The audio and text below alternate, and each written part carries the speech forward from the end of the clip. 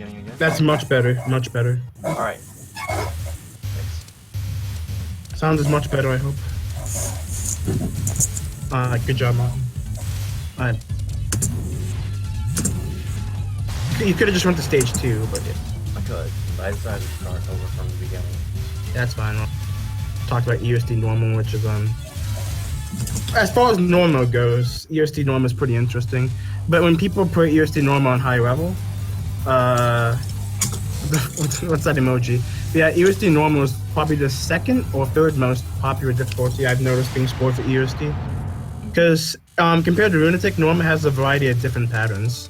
So that's why it's even more popular to score than hard mode, because hard is just, as Gibby or someone else would put it, baby Lunatic. So yeah, ESD normal, it's a pretty interesting difficulty as well. So Yeah. Many spell cards do indeed work differently, as you'll see in the Patchouli fight. The infamous water spell, which I absolutely despise on normal, but it can do very easily on hard. Yep. Just skipping the first 3 stages. There's really nothing to see. Stono is a joke. Mailing's a joke. Ball. Did you know that if you try to shotgun her, the rate of the yellow bullets roughly double? Which is actually a defense mechanism Zun put in. Because you know that if you shotgun her, you can just stream the bullets by tapping side to side.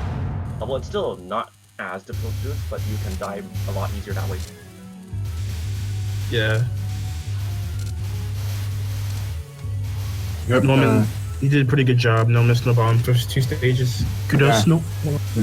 But you have to be ESD careful. normal is infamous for killing newer players with Icicle Fall because they figure out it doesn't have the safe spot that it had on easy. That's also mainly because of memes involving Shiro, which all suck by the way, but still. Yep, you they need suck. to watch your lines. That's why Suno sucks. Hey, don't hate on characters, dude. Not cool. Even Sorry. though memes suck. I still like characters. Yeah, just the No, memes. I don't like Suno. Well, to each their Not own, even I guess. memes. I just don't think Suno's a pretty present character. She's better than some others, but Norman blows his first bomb here, which is pretty reasonable. It can get quite the bullshit attack if melee moves low on the screen. And stage 4 starts. This is the stage where most EOSD normal players struggle with, because there's a heavy amount of memorization involved here. Because if you do not know where to kill these orbs, they will fill up the screen. Bruno is a wonderful character. Hi. hey, yeah, that's what's up. Hello. Hi, Yats. Is my mic off or is it okay? It sounds a bit different from usual, but it's all Okay. Yeah, I'm on my laptop. A note about these fairies, as you can see, killing these removes all the bullets on the screen. So you want to time it so that, such as when those orbs enter in with the bullets, you cancel the bullets as you kill them. And here's books. What is defined as one of the most infamous attacks in history on EOSD Lunatic mode is a joke here because of how slow the bullets move. Yeah, you just get it out of the way. It's just one of those patterns. Get it out of the way. Indeed.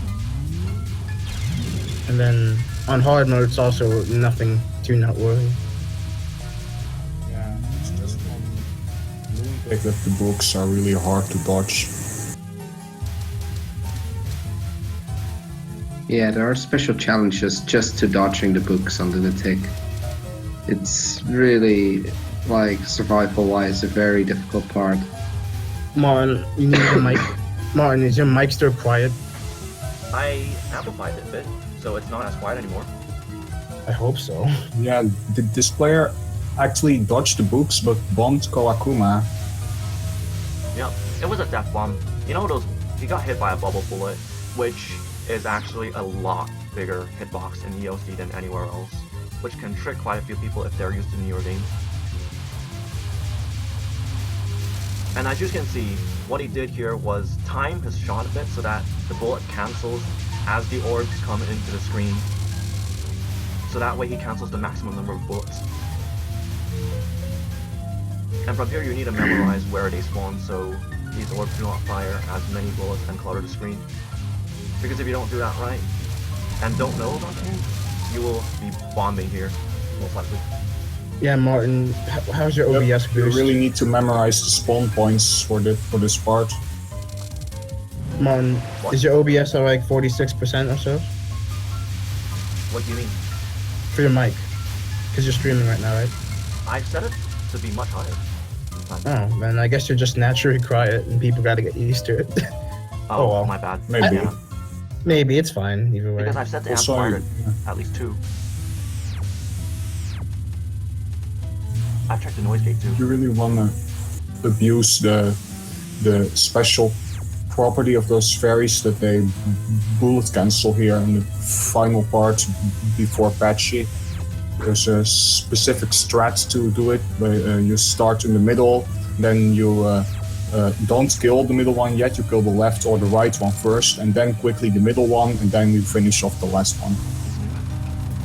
And this right here is an example of a spell on normal that is harder than the higher difficulty variations. Since there's a 3-way laser spread and those small bullets are very prone to wall you, especially if they move very slowly. Although this wave isn't very bad right now, due to it being high rank so it moves faster. At least that's what I recall it being.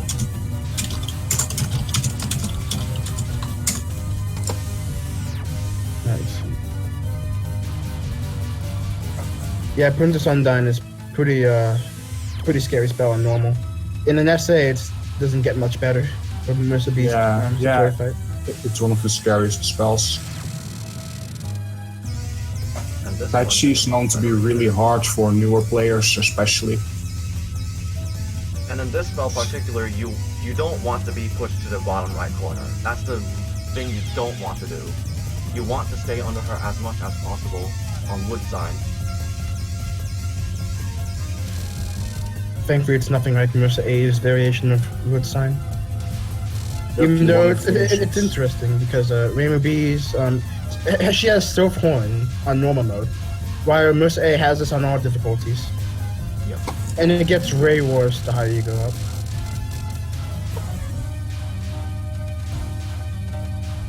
And although Water Elf here doesn't use the big bubble bullets, it still uses big circle bullets, which has just as bad of a hitbox in this game as the bubble bullets do. Yep, the hitboxes in for the big circle bullets in this game are surprisingly big. There's actually one spell, Patches, which is infamous for that.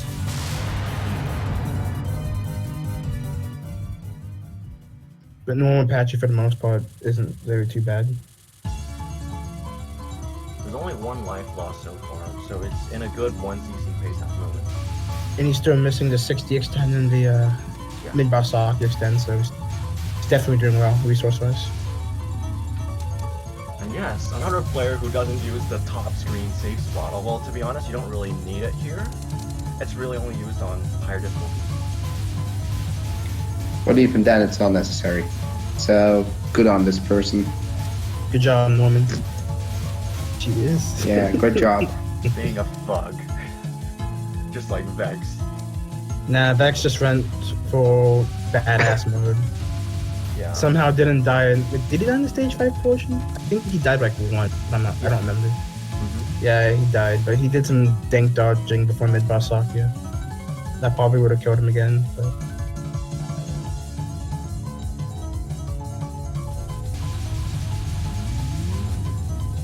Oh yeah, Martin, why do you have the hitbox patch installed with 3 texture pad?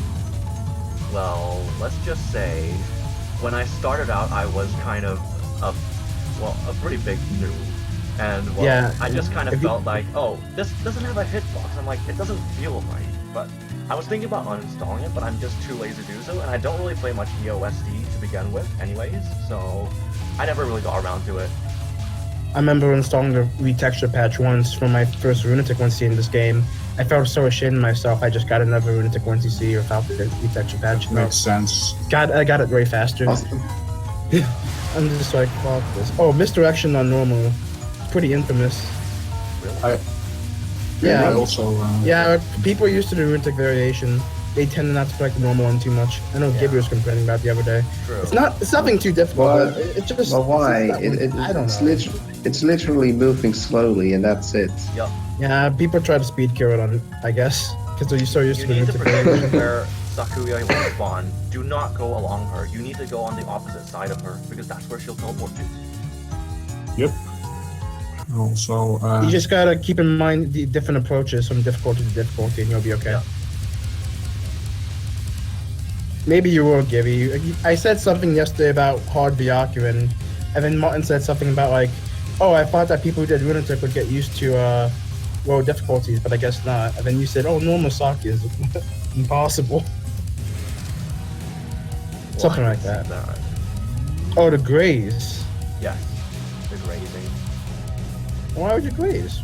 Why are you bringing USD in general? Get out of here.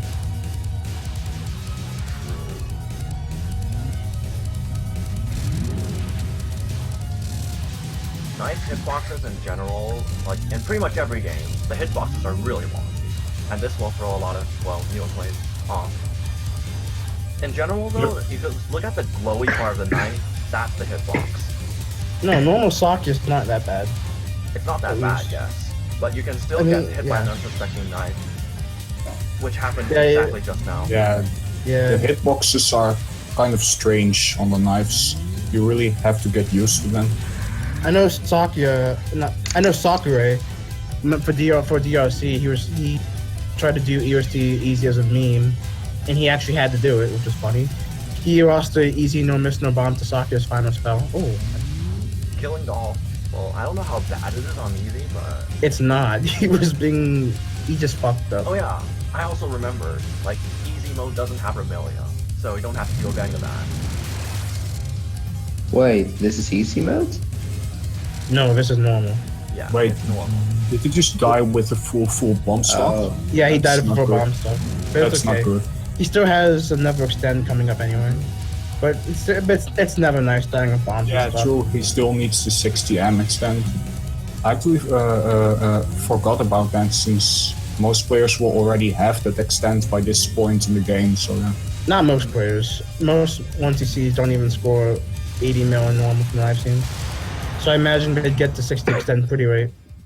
Yeah, usually they get it in like stage 5 or 6. And if you start with higher than default lives, which you should never do, you get it even later. Because I've seen runs where you get like 60 mil when you finish. The ERSD player penalties actually isn't too devastating. The PCB one is the one that's devastating, and I think IN as well. Yeah, they do. In ERSD, it's pretty much non-existent.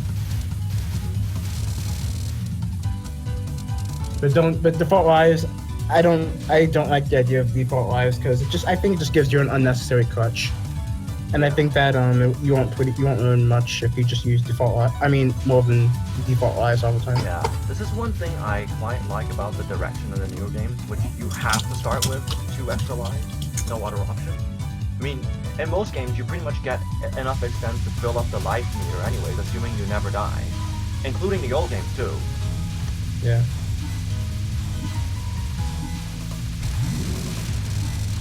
Yep, getting cornered is a bad thing. You should never let that happen to you.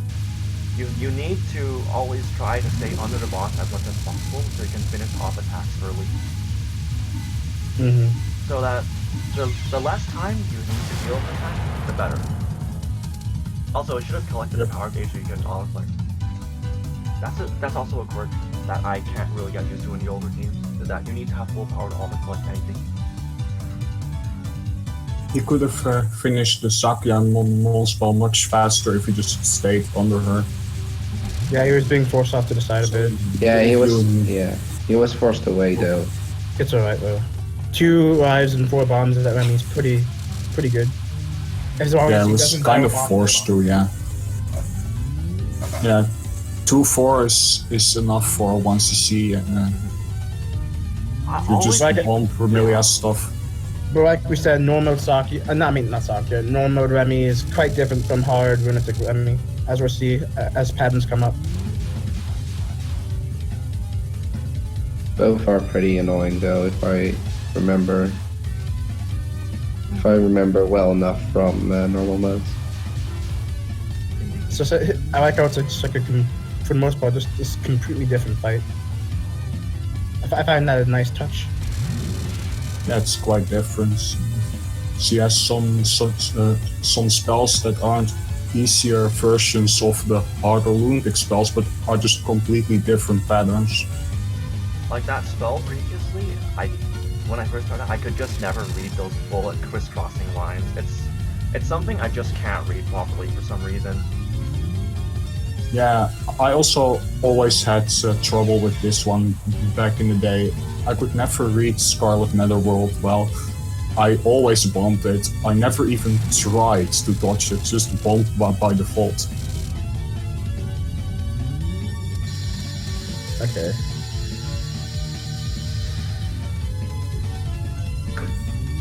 Vrad Tepis. I've always didn't like the spell because I was afraid of something That spawning was on my really sad hitbox. death. And yeah, that was a pretty sad death. But I don't like spells that just have like these bullet formations that can spawn on your hitbox. Always annoys me. And Kirby knives. Curvy Like, anything. I don't like curved tabs. They're extremely hard to read in those cases. Hey, stop being gay, guys. Come on. This is a child. This is a stream directed at children. Come on. Calm down. Scarlet Shield works extremely different from Scarlet Meister, although I'd say it's probably just as annoying too. Well, I actually did Scarlet Shoot a while ago, and it's definitely still way too difficult, but it's not as infamous as Scarlet Meister would be. I don't. Start shit on normal. If you don't know how to yeah, I mean, it's one of those. Yeah. It's something, alright. I think red magic on normal is probably even worse. Like, first of all, those purple bullets, they reflect, and it can also wall you quite hard, which is pretty high up there for a normal spell. In fact, people Yeah, red say the magic, hard variation of Scarlet Gensokyo is less dense than Discard. Yeah, I was just gonna get to that. Red magic is considered harder than hard mode version Scarlet and Sokyo. And for good reason too. Yeah, it's really dense. The bullets stay on screen for a long time. You can throw out random walls, and he also has to do it on his last life. So I can assume that he was under lots of tension here. Mm-hmm. And that is You can Now tell he's at right- zero. Now he's at no resources. Yeah, but I think all his bombs are just panic bombs. Yeah. But better safe Yeah, than he sorry. just Yeah. Yes. he just so wanted to 0-0 make sure he push. got. He just wanted to make sure he would win and get the 1cc, basically. Yep. But he did a great job because red magic, its HP goes down quite fast. So he did a great job regardless. And Raymond B's powerful, so. Yep. Yep, Alright. wanted to make sure to get the 1cc. Good round. Alright, Congrats on so. 1cc. Time to pass this Yep. over. TD's next. Yep, TD Extra. Oh, Our that's- next run today is Stars TD Extra No Miss for Framer. Let me get the full list. Mm-hmm.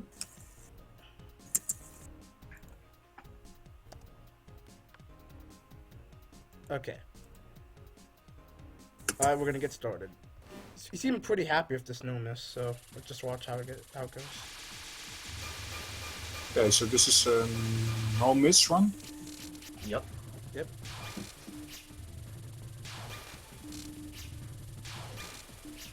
I'm probably just should I skip through the stage portion?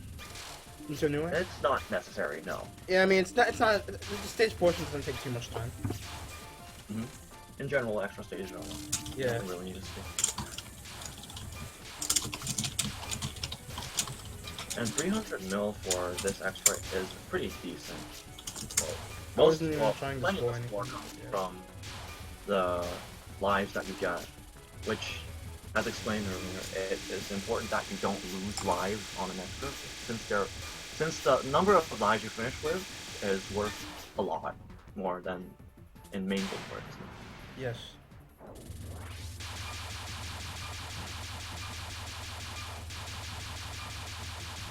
And right here, you also need to time your chances. Like, if you're playing this for survival, just like the main game, you need to memorize where the bombed and life spirits are, so you get double the amount.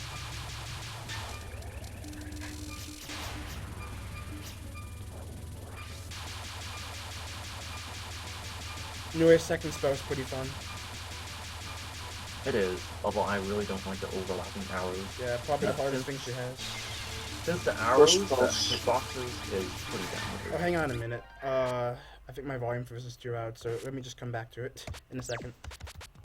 Okay, Maybe just TD. Okay. Because I can't hear Martin too much. Let me just speed up to where we were before. Anyways, first and second spells are really random. Yeah. Especially the first one, it's just completely RNG. There's basically no pattern to it. Okay, here we are. alright. The third spell, though, newest third spell is pretty easy, I'd say. Quite easy. Yeah. All you gotta do is just pay attention to where everything goes, and you'll be fine. Yeah, and don't take too long killing it. It does start to get a bit annoying if you're really trying to time it out or something. But if you're just going to kill it quickly, then it's a pretty easy spell card. Yep. Yeah, shotgunning is pretty vital here, although it's not really necessary since you still get plenty of spirits to use on the stage portion anyways. Stream quality. Did we? Did we drop 10 views? I mean, this is the same stream settings I used all the time, and we did just fine, so... Good job, CM. Sorry. I have... No, my stream... I didn't think... I mean, I always stream with all this, but... Yeah, it looks fine on... It looks fine on Same here. my screen at least. So Maybe it's just your European internet EX, I don't know. But Yats is doing fine. Yeah, I always stream. Yes. Yeah, the, Looks Looks alright on my screen too. I don't know what's going on then, but I mean, yeah, it seems fine.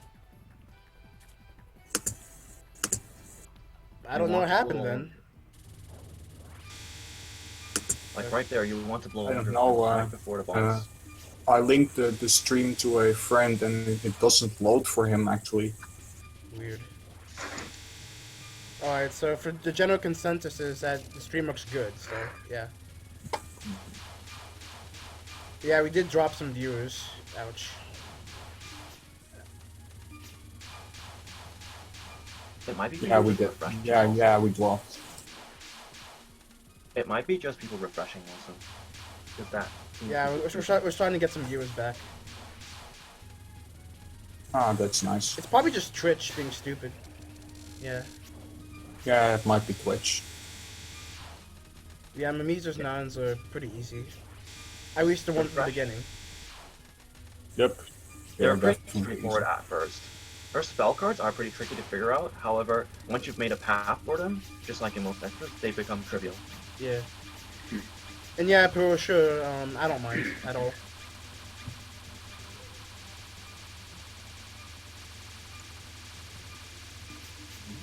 Quality's fixed? Okay. I don't know what happened, but... Yep. Okay. Because I didn't do anything with my stream settings, so yeah.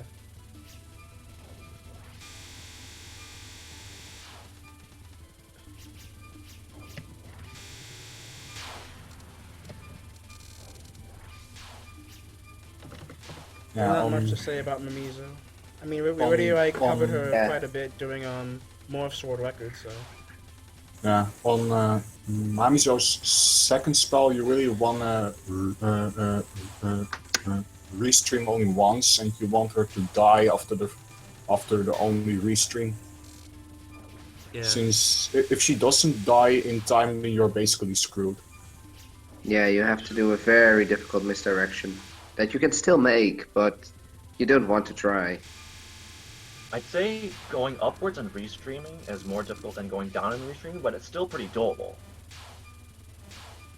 And the third spell is just watching where the birds fly down. It's a pretty fun dodging spell, in my opinion. And Yeah, then the fourth spell is it goes down fast. You just gotta, assuming you're a high power shot. That's the only non-high power shot would be Sane, but even then, she takes it out pretty decent. Okay. Everyone else, you just have to dodge like one wave of those frogs, and that's it. So. What were you saying, Molly? Yeah, on Amphibian, you just want to stay under Mamizo all the time, since the pattern is pretty dodgeable there, and it also speed kills the spells, and it works out very well. And their attacks are mostly symmetrical, so it doesn't really matter where you stand, so why just not stand in the middle and deal more damage? Yep, that's the point. This spell is just dodging, basically. Do your best. Yeah, this Yeah, you one's have really to side difficult. It's read. really chaotic because you have to dodge from pretty much every angle and deal with multiple bullets, Yeah. velocities. Quite a fun spell, though. Mimizo in general is pretty fun. Probably one of the better extra bosses in the series, in my opinion. I don't know, but something that really frustrates me is what are the hitboxes of those animal and people things? I just never understood them. I think that they are actually like really accurate hitboxes, minus the bird ones. But it seems like the dogs are. There's no toying around with the human or the dog hitboxes, as far as I know. Maybe there are orbital hitboxes, but I really can't tell. Yeah.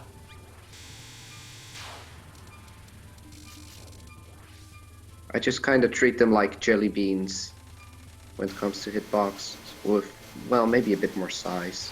The 7th spell, Morph's favorite spell in the series. Well, probably just the extra. Yes. The spell is It's fun, also- though. Especially the overdrive version. Yeah. It's like how do you contend with bullets coming on both sides with weird hitboxes both at once? You'll find your way. Yeah, this is not an easy spell, that's for sure. The next one, Although You actually yes, bombed it twice. Yeah, sometimes it happens on this spell. It's kind of random. on the next spell he has to use his trance gauge on that since he doesn't have any bombs anymore. And I would say the spell after that is probably even harder than the one before it, since you have to make some really weird routes to capture it if you want to capture. Yeah, the survival is really difficult to capture. I think he's actually saving his trance for that. nice. He uses trance on stupid Miko. Oh, really? Wow. Yep. Well, That maybe means he's gonna. you must capture the last two spells in order to no miss. Aw, because he tranced, he messed. He doesn't get the spell bonus for survival. Yep. That's why, well, because I like spell bonuses, I try to like wait until it finishes first before I even attack.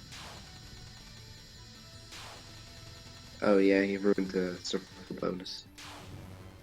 Mhm. Really sucks about TD. That Yeah. if you're just one frame too long in trance on a new spell card, the bonus is gone. Yeah, it's really sad. He missed the bonus because he started trancing legs. I don't see why you guys think the survival is too difficult, by the way. In my opinion, it's probably one of the easier survivals. I guess because I just have a different way of handling it than you guys do. I don't have too much I've trouble with it. I've tried every way. I think it's still pretty difficult. It's by far not the hardest, but I'll put it above Hikatia, for example. Yeah, Just when because- the people, It gets very messy when those humans start spawning. Yeah, definitely. When the Because, people Even if you do it vertically. yeah, and the humans start closing in on you, and then it just gets pretty kind of messy for the last 5 seconds. Yeah. But he would have captured it if he didn't have the trance thing. those And birds and dodging the dogs. randomly angled dogs is not always easy. Sometimes they give some really strange RNG. Yeah. Give some weird openings depending on what the game decides it wants to do. I always very did the close spell horizontally myself. Yeah, I do it the horizontal way as well. Yes. I don't, Oh, no, vertically, you're I at the think, but I final? just mess up. For the final, you really want to kill Mamizo as fast as possible, since the final spell gets faster over time. So yeah, you need to misdirect it too, but you still want to also stay under the boss as much as possible to speed kill the thing.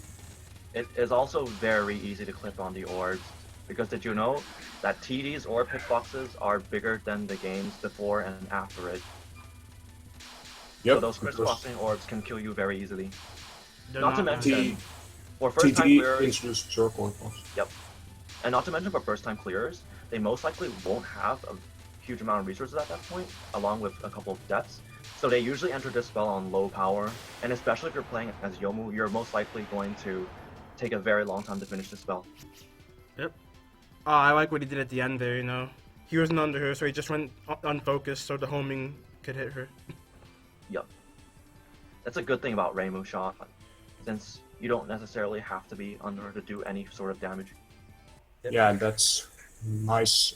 Very And that was... I really don't recommend trying that spell card with no focus, Marissa. I did it, and it's a pain. Yep. Yeah, don't do that. Congratulations, Stone. You're TD no miss. You should probably want to go for... I'd say you could probably do a TDX or no miss, no bomb. So maybe you should consider that for the future. Yeah. If you can capture the survival, you can capture the whole stage. That was Pretty a good much, one. yes. Okay. And so, let me... Not faith. Here we go. I hate how Moth doesn't have, user replays, by the way. That's true. Yep, this is our first LNN on, the Touhou Replay Showcase. And I have a feeling that Mina will probably be the only one to submit LNNs to Replay Showcase. Unless the apps wants to submit his TD one in the future, but I don't know. I'm not gonna submit that one, I think, because I already posted that on Reddit like a long time ago. I could maybe post it again, but no, I don't see a point in it. If I ever get another LNN, I might send it here. Yep. What element And you are know, doing? DRC's coming up, so... Alright, as usual, I'm gonna speed up to like stage 4, but I'll probably point out some stuff down the line. Yeah. Yeah, so are you planning? What element are you planning next? I'm planning either MOF or PCB. I've been doing MOF for a long time, but I just keep dying to things that are not worth dying to, and it's kind of demotivating me. Alright. But then I got a really good run on PCB, so I'm trying PCB now instead. As we see with the second spell card that Minorico has, but the razors can sometimes spawn in stupid fashions. Yes. Yeah, and they it's can. really hard. The lasers are almost entirely random, as far as I can tell. And so are the little petal bullets. Only the red lasers are, you know, have some construction to them. Right? I don't know if they are. Oh wow. I like how he speed kills all the fuzzy balls before Hina mid-boss spell. Yeah, you memorized their placements. Yeah. It makes it much easier to collect items that way also.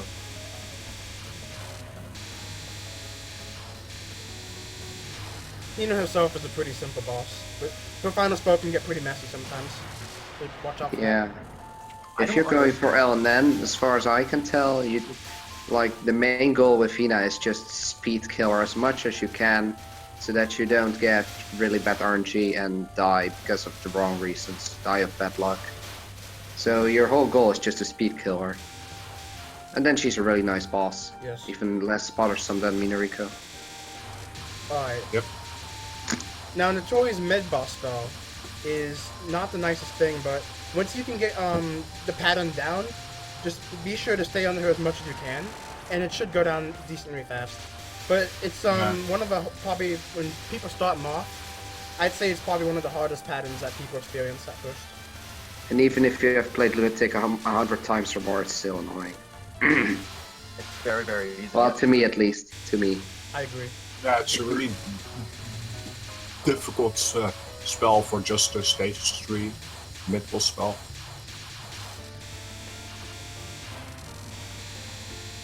Notori herself is just speed killing as much as you can. Yep. The final spell, for example, is completely different, but it's, yeah, compared to like extending arm on low difficulties, the final spell on Lunatic is just something completely different. But in my opinion, it's easier if you know how to speed kill it. Yeah. Oh, by the way, don't hold control at the start of stage 4. Yeah, no. Because you actually can hold down control at stage 4. You just can't. You just can't start in stage 4. Yeah. Oh, right. Yeah. That was only an essay, my bad. But I'm just gonna keep the replay going without pressing control here, because yeah. Mm-hmm. Because stage All 4 is probably one of the most infamous stage 4s in the series. So. Yeah. MOF has a very difficult stage 4. It could actually be said that stage 4 in this game is harder than stages 5 and 6. For survival, at least. Oh, definitely. And I'd say Aya is definitely a tougher of the boss than Sane and Kaneko. Yep, just because of that one really random spell known as Fearless Wind God. We'll see when it comes up. And Momiji for that matter when she comes up. Yeah, Momiji is also fun. Yes. I would say Virtue of Wind God would still be the ultimate run stopper. On stage 4 for survival, you want to time down Momiji as much as possible in order to skip that second waterfall section, which is, well, an extremely hard section. You actually, you don't. Yeah, you only want to time her down until time down to 12 seconds. 13 seconds, and then you stream to the right. And around that. So because skip this section after. And never time her out entirely, because then the aimed white ball wave will show up immediately while the bullets are still around, which is awful. So you would basically have the Momiji bullets and the bullets of the wave after the crows, kind of overlap, and it's really bad. So never time her out. I tried that. It's not a good strategy. Yeah, you just want to time it down enough to dodge the second waterfall section.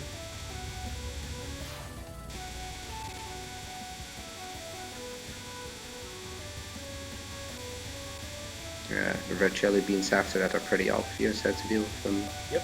Just gotta the rest is pretty doable. Just keep speed killing. And even then, there's not too much pressure. You don't have to immediately run to a big fairy. Because the first 2 seconds or so, you barely deal any damage for some reason. Or maybe first 4 seconds. Kind of weird. Most depth fairies, that's my name for them. They have invincibility at the start, so you can't kill them, you can't cheese kill them right away with bombs or anything like that. Most spell cards in games prior to MOF do this too. At the start there's an invincibility period, so you can't just bomb and clear it like right away.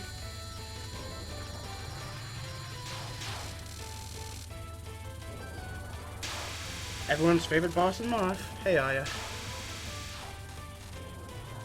Aya's patterns are, well, very fast. Well, they require... Which they're of course fast. Sure. Fits the boss very well. Her movement is also really fast unless she's in a stock art. Then she doesn't move at all except on survival.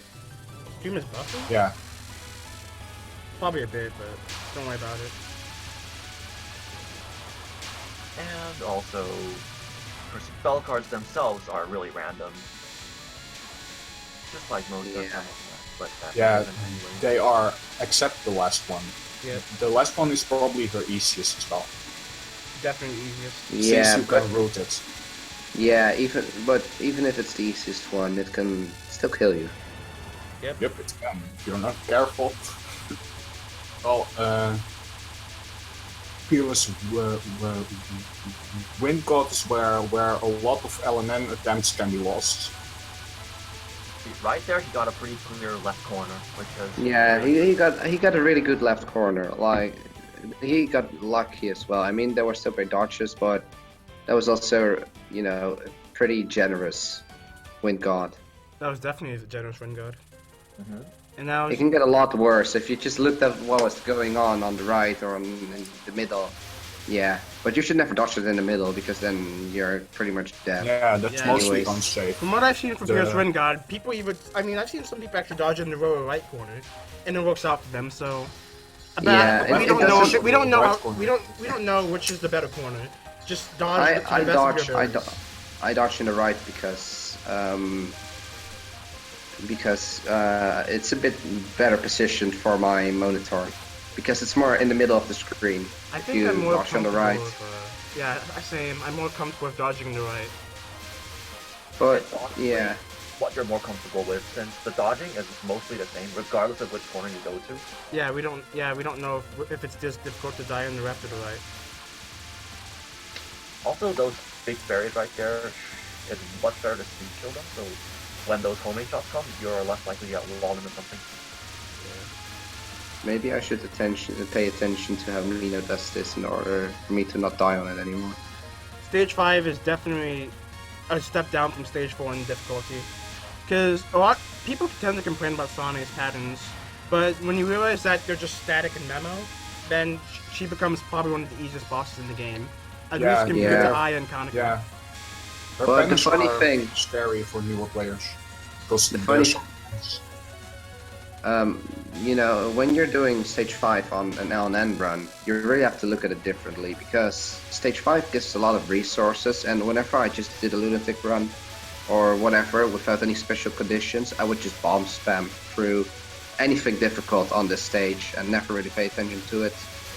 But yeah, you really can't do that on an LNN, and for me it was like the first time that I actually saw the stage, honestly. Otherwise I just wouldn't care about what was going on, and if it would wall me, yeah, so what, I'll just bomb through it. For the most part, Stage 5 in Miles is Also- just streaming for the stage portion and just doing memorizing Sane's patterns, and Moses' Miracle is just pretty difficult. Yeah, I also always bomb spam Sanae as when I was a scrub. Since, well, yeah, the density just scared me so much that I didn't even bother trying to dodge the patterns. It's just bomb done. Yes. What's interesting about this first non is that Nino almost got walled and died. Yeah, this one first does not along. Yeah. First non is the most walling wall attack in the whole game. It's basically the entire strategy behind this non-spell, it seems. Sana just wants to wall you, just wants to abuse RNG, you know, make a miracle happen. Just right there, he just got the cancel before he got walled. Yep, the first one was incredibly clutch. If he killed Sanae just a little bit later, he would have lost the run. First, he almost got it. Yeah, just leap overhead. He almost got himself messed up, but thankfully it worked out for him because Ramu B is strong. So. This is strong shots. Yeah, Don't fall for the Rainbow B is probably the best shot for survival on MOF. Yeah, you can easily get hang of the stages in MOF, so the only real problem are the bosses, and the faster you can kill the bosses, the better. Especially when there are a lot of randomish attacks that are good at giving you really difficult dodges in MOF. Yeah, the hardest ones are probably Fearless Wind God and of course the final spell.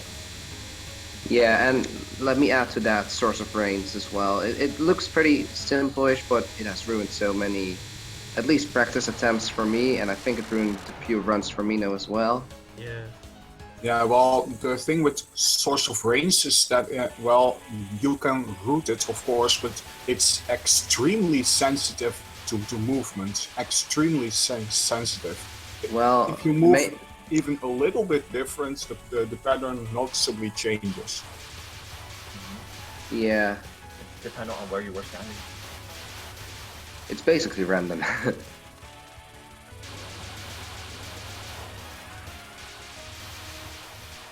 And the main thing about these rings is that they're all aimed at your current position, so you just have to dodge to right after as many of them fire as possible. Yeah, if you want to survive this on Lunatic, you really have to start somewhere in a corner, just as far away as possible, so that you have a lot of distance between the bullets, and then just micro dodge the best you can. Yeah. And just hope that the final Death Fairy doesn't overlap with the lingering bullets from the ring fussy ball things. Like, that almost happened there with Mino. Yeah, the Death Fairy transition is something you need to watch out for. Yeah, that's the only really hard part of the stage portion. The moment when that fairy appears on the screen and starts firing, and it mixes with the blue bullet spam. First onslaught on Lunatic is much harder than it looks. Because Yeah, it's hard to read. A lot of random dodging. It takes some consistency to get used to. Yeah.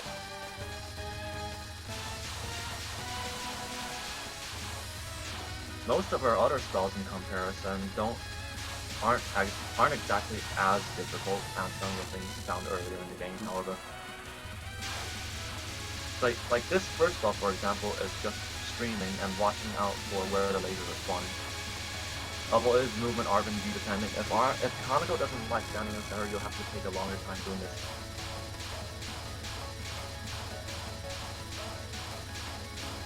Second non is very easy on Lunatic. Yeah, it's trivial on Lunatic. Just left, right, left, right, left, right. You can't do this on the other difficulties, however. You can on hard, the higher up on the screen. And wow, my screen, I just saw my stream just buffer a bit. Yeah, mine's also buffering. Yeah, just a bit, but we're almost done, so it's okay. Yeah. I hope it just doesn't buffer on Divine Virtue anyway. The third non is probably the scariest one. Yeah, I'm dropping frames. So hurry up, Mino. There's also something else about the spell before it, is that this game actually has a glitch where transformed bullets still retain the hitbox of their original bullet. So those rice spells you see there, they have the same hitbox as the jelly bean, and it's extremely easy to die because of that. And the same thing happens in Source of Range. Those arrowheads and rice bullets have the same hitboxes as those glowy bullets, which are bigger. Yeah, Mino almost quartered Zingekko on that third non, huh guys? Yeah. Almost lost an What do you LNN. mean by that? He was doing some crazy dodging on the third non. Oh. Never do anything too And crazy. Yeah, and Zingekko has the one missed no bomb and Moth on the third non. Wow.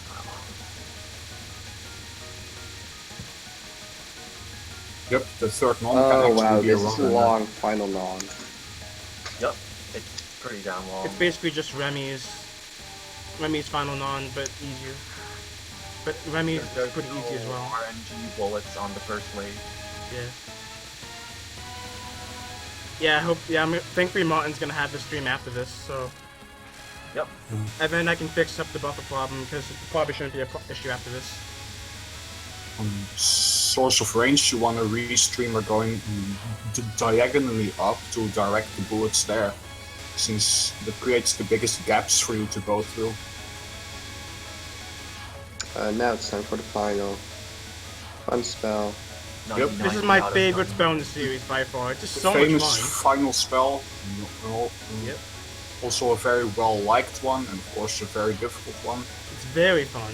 Mino actually has a very Nice. insane dodge coming up in a bit. There it is. Yep.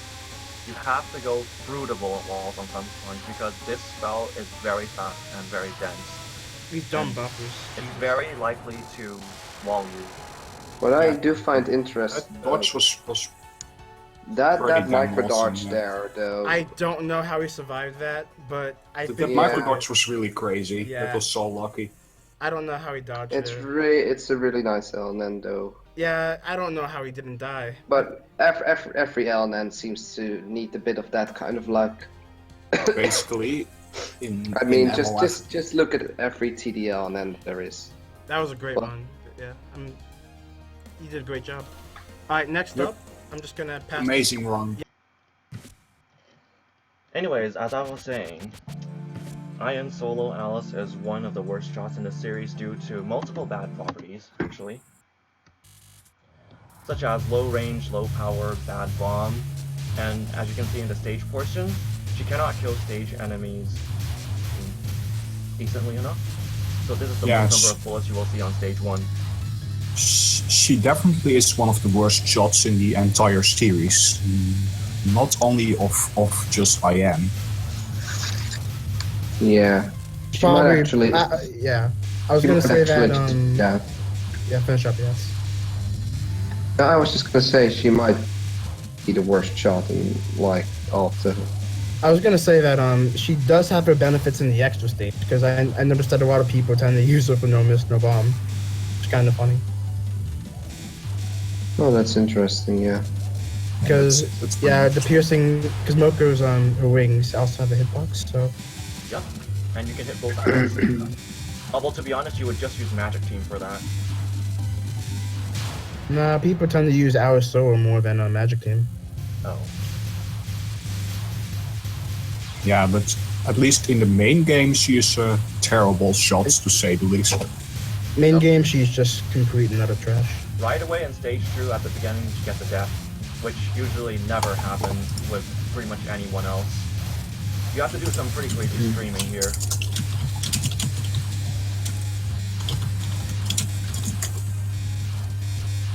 And by virtues of being a yokai shot, you can't defeat familiars on Mythia's Fight either, which gives so much more bullets to dodge.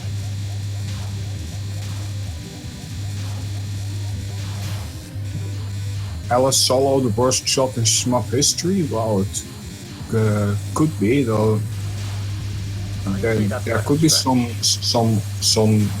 lesser known game that also has a really bad shot. I wouldn't know. Despite this though, gets enough time orbs to get last off. I'm pretty sure that there are some shmups who have even worse shot types in some way. I'm sure. I mean, Sakya Sword, she does have higher scores compared to ours, but by survivor-wise, ours I'd say is better. In extra, at least. In main game, I don't know. Depends. Yep, here, right here, you see that only being in yokai mode is a big disadvantage. Because Kaina has familiars that makes the fight much easier if you kill them. Yeah, on the Kaina fight, you really want to kill the familiars as much as possible if you're going for survival, at least. Yes. Right here on the spell, you want to kill them, otherwise it'll generate many bullets on the walls and even under you.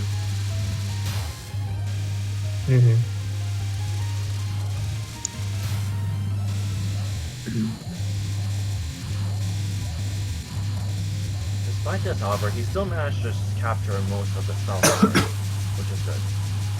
Especially that Land Country card, which has been debated by existence ever since normal modes.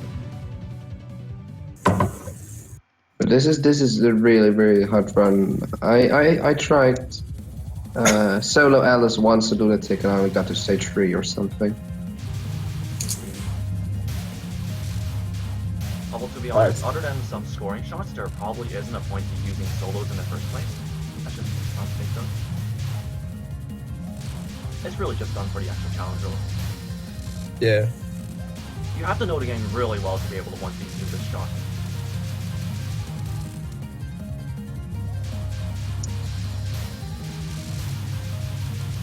Also, yeah, Rimu is the boss for solo Alice as well. Yep. It can get pretty frustrating because many consider Reimu to be a harder stage 4 boss than Marissa. At least on if you don't on hard mode, Reimu is considered easier than Mercer, but on hard and below, Reimu is considered easier than Mercer. But on Lunatic, Reimu just has a pretty substantial difficulty jump. Yeah, she has quite a spike going from hard to Lunatic. These death berries right here, Alice has a really hard time killing it, and really anyone who doesn't have a good time on stages. You want to kill them as soon as possible, or else they will clutter the screen with bullets.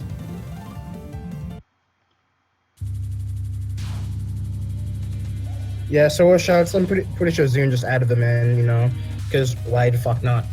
For completion, yes. For completionism, yes, and they're probably just not too taken. The point of solo shots, they're not supposed to be taken seriously. They're just bonus content kind of thing. But it turns out one of the solo shots, Soryomu, is the best for score by far. So GG. Yeah, because she has some unfair advantage. She only needs to be at 30%, I think, to score with the gauge. Probably, yeah. That's why Yomu is the best scoring shot. And also, Alice does have one advantage here, is that she cannot collide with familiars on any of Reimu's spells. Although, to be honest, all yokai have this property, so it doesn't mean very much. It's still a pretty nice advantage. Yeah, better doing Reimu with ours than Sakya Sword, that's for sure. Ouch, death on this non-spell. Solo Marissa is actually a pretty good shot as well, I think. Yep, Yes. definitely. Familiar killer number 1. Yep, indeed. Unfortunately, he died with bombs and stuff right there. Yeah, that was too bad. Not like Alice's bombs do anything, but hey, it saves your life, so Indeed it does. it's the main reason to worry about bombing.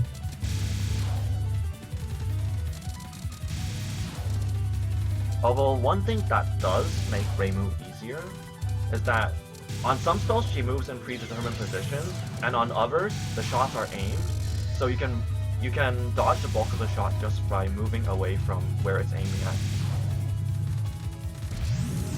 Reimu's second spell is a nightmare on Lunatic. Yeah, and Fantasy Seal Vader is also, or was it Fantasy Seal Born? It's well known for captures of it on 90 or 120 FPS, since especially on that spell it gets really crazy. Actually, Gotta get the Reimu's 29s. last word is also something that's quite popular to capture on high FPS.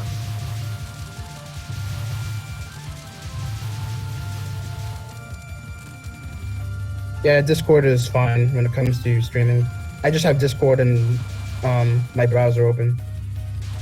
The reason I was buffering a bit of a stream because I forgot to close that tab out of some windows, so I just have this my only tab open. It's not So it buffering should- right now, is it? No, it's fine. Okay, good. Thankfully, mine didn't buffer too much, but buffer is bad in general. So This spell is like the charming siege of IN. You get a very tight space to work with, and since you're playing as Alice, you also get very little time to actually damage Reimu, since you have to move around in that little space. Omnidirectional demon binding circle. Demon Binding Circle is very hard with Alice, since you have to move away from Reimu, so you can barely even damage her. Wait, Mari, you have all spell card captures with every shot, right? Or is it just all teams? No, I only have them with all 4 teams, so Oh. not with all the solos. You should That try would- solo Alice 222 captures, or Oh my you god. never do that. I know Yeah, someone who's actually then going for I'll that probably right be now. stuck forever on like Horror Jewel. Yes, on some spell cards, it's almost gets to timeout territory, so good luck with that. But he does actually do decently well on most of the spell cards here, which is great. Reimu's not too bad on hard. Neither are the non-spells. Like this homing amulet spell can be easily rooted. You just need to watch out for those rings of white bullets. It's surprisingly easy to get blindsided by them. And in any stack spell in general, actually. And which is yeah, what the makes them spell fun. can be rooted. It just takes a very long time with Alice for the same reason as Demon Binding Ring. You He just actually don't get timed- much chance to damage Ring. He actually times it out here, but had to bomb at the end.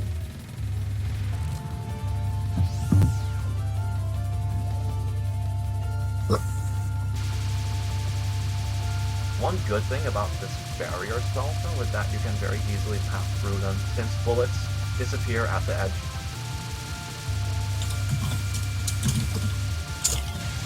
Although it is still pretty hard to damage if you move at the wrong spot. That's why Iron in general is a very memorization heavy game. You need to know what you're doing or else you're not going to be able to capture most of the hard spell cards. And right there, even though he got hit when the spell card ended, IN does not have the Kaizo trap, which is you die as you collide when the boss explodes. You are invincible when that happens. So it is Yeah. impossible to game over if you are 0-0 but got hit on Horror Jewel as it's exploding or something. Yeah, in IN you're indeed invincible while a boss is exploding, and it's actually the only game to feature this. Why future games don't do this, I'm not sure, but they should. I don't know, but yeah, it would be very nice if every game had this feature. It'd be very nice if Because Moth, SA, and for you funny were highlights. Yeah. The thing of it is because in Moth, SA, and UFO, there's when you finish off the final spell event, there is some slowdown a bit, you know, like in LFS, DVOWG, Subterranean Sun, like there's some time that you're still able to die, unfortunately. Yeah. And then it fixes itself in TD a bit. Like once you finish off like Migo's final spell, then the bullets like instantly disappear. So that problem wouldn't really happen. But it's still possible, unfortunately. Yeah, it would be especially nice on Subterranean Sun, the example that you just mentioned. In when I did my essay 1cc's, I always bombed right before the end of Subterranean Sun because I was really scared of losing the 1cc to dying to the gravity while Utsuha was exploding, because I saw that on some YouTube video that shows it happening to someone. Indeed, and that's why you need to be alert even after you've defeated something. Yeah, except in IN. True. And here we have Tay, whose first attack is quite wally, and it's pretty mean in this run here. Although the second one is much easier since you can root it much better.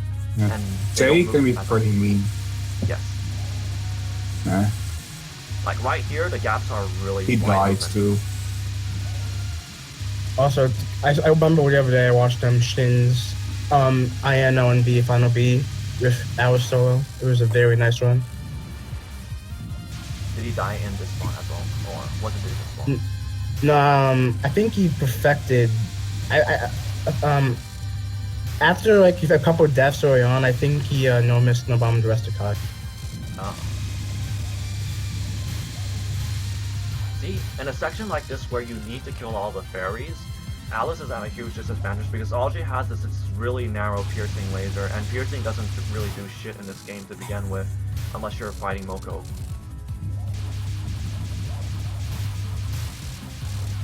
Yeah, or when you're, using the piercing to destroy summons with the Meliscan. Yep. Yeah, sorry about that Istashin. I should have told you sooner, but it's okay. You didn't miss much. Raymond was a pretty good fight, though. I don't think it was Eugene. I think it was Renko. By Ziggs. Because I remember watching one of Renko's videos. He went for an Iron Hour solo Lunatic wants to see. Because Alice is his favorite character, so forced him to do it. And on this first spell, well, you pretty much have to move over there if you're playing this shot, anyways. And because of that, you can't really damage her as much as you would with any other team or shot type. Which again makes this card take extremely long to defeat compared to everyone else. Yeah, with Alice it takes a really long time. Because the usual route for it is to go to the middle when the bullets aren't active, and then go to the bottom left or to the bottom right. Yep. And this is the second spell in this run that he has to time out because of not doing enough damage. The first being the Reimu spell. At least there were no Mr. Bomb timeouts.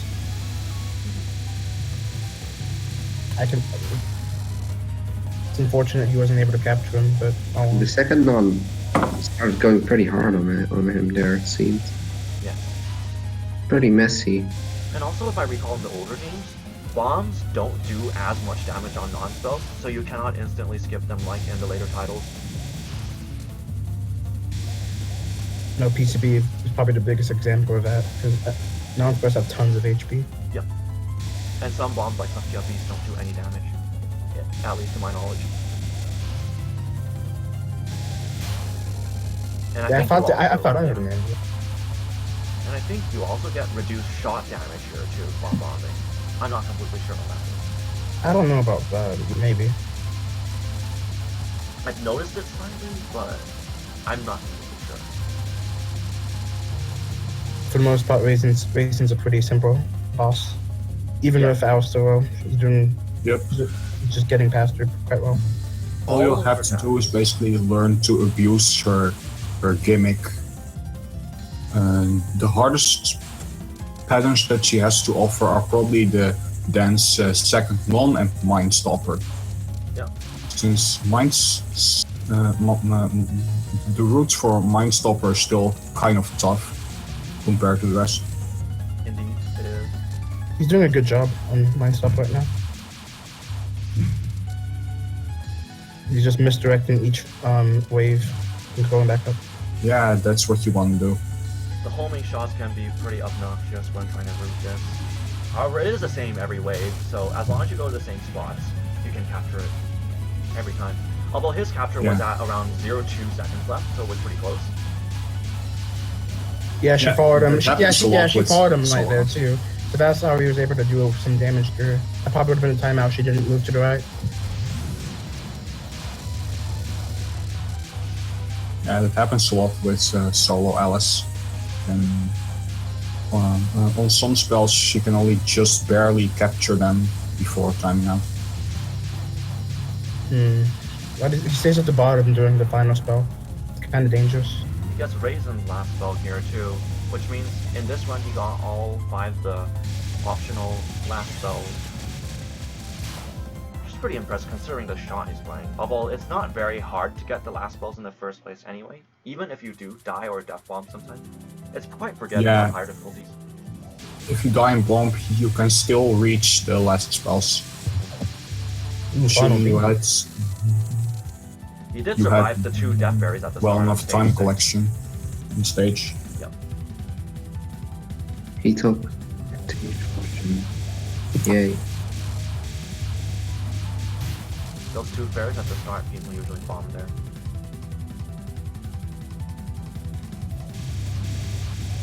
I wonder if he can win the lottery. Okay, so he's entering stage 6 with 5 lives. Well, that should be he hasn't enough even to gone- see, even with solo Alice. Yep, and he hasn't even gotten like the next life yet. Although now he just did. Yeah, Now he's entering yeah, now he's at 6. Well, he was going to enter Aeon with 6 lives, but ended up dying to one of the berries, which is unfortunately not an unusual thing here. Yeah, you can have a lot of trouble with these if you're not a homing shot, since they actually appear at random spots. The spots can be, well, they can be nice, but they can be really mean as well.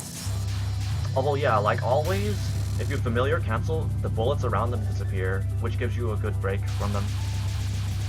That's true. Is that a frame perfect death bomb just now? It only used 1 bomb, so yeah, it is. Yeah, that was a frame perfect death bomb actually.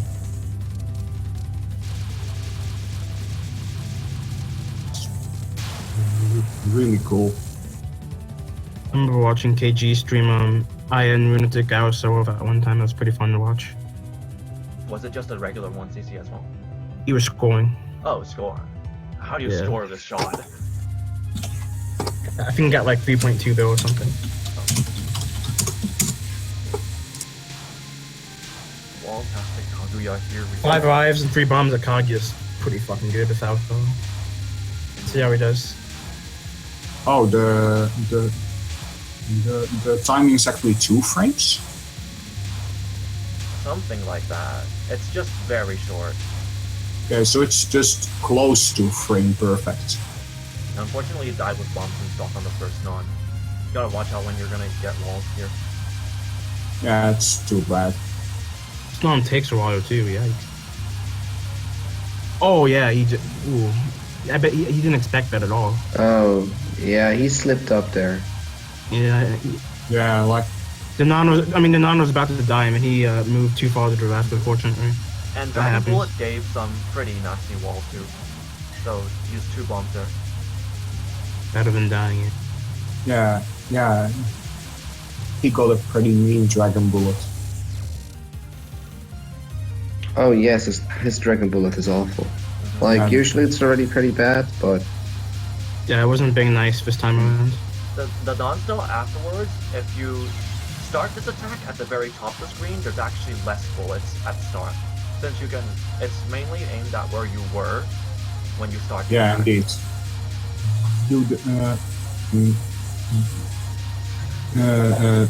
The pattern doesn't look like it's aimed, but it actually is. Although You can see the bullets. You can't know that without, well, randomly figuring it out or seeing it in a video. Yeah, you saw how the bullets, when you moved to the top, you saw the bullets most of the bullets just go to the top.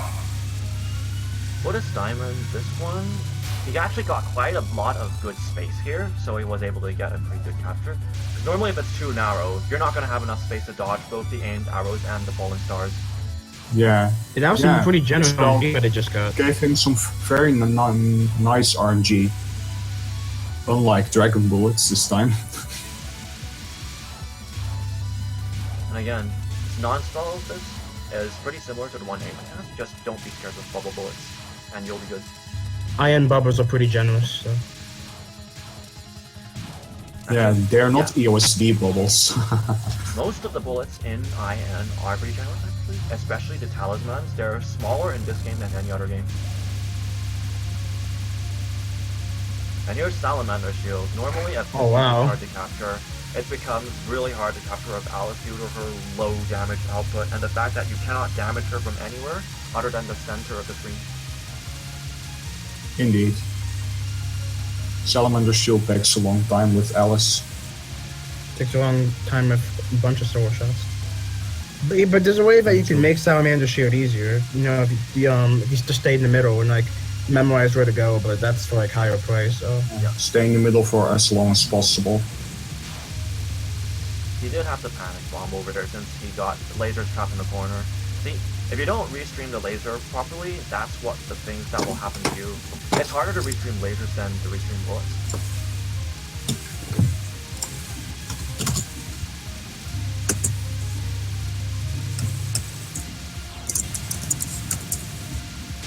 you said your Yuko's first is hard. What the fuck? Who? Did anyone say that? Because Someone say Yuko's first attacks are hard. Dude. it's a bit scary, but it's not. First really- non, yeah, but the spell itself. Well, non's also just scary, but It's Yeah. completely memorizable, yes. The non or The spell, it follows the same path. yeah, Almost time. yeah, left, right, left, right. He actually timed down Salamander Shield. Our soul is that bad.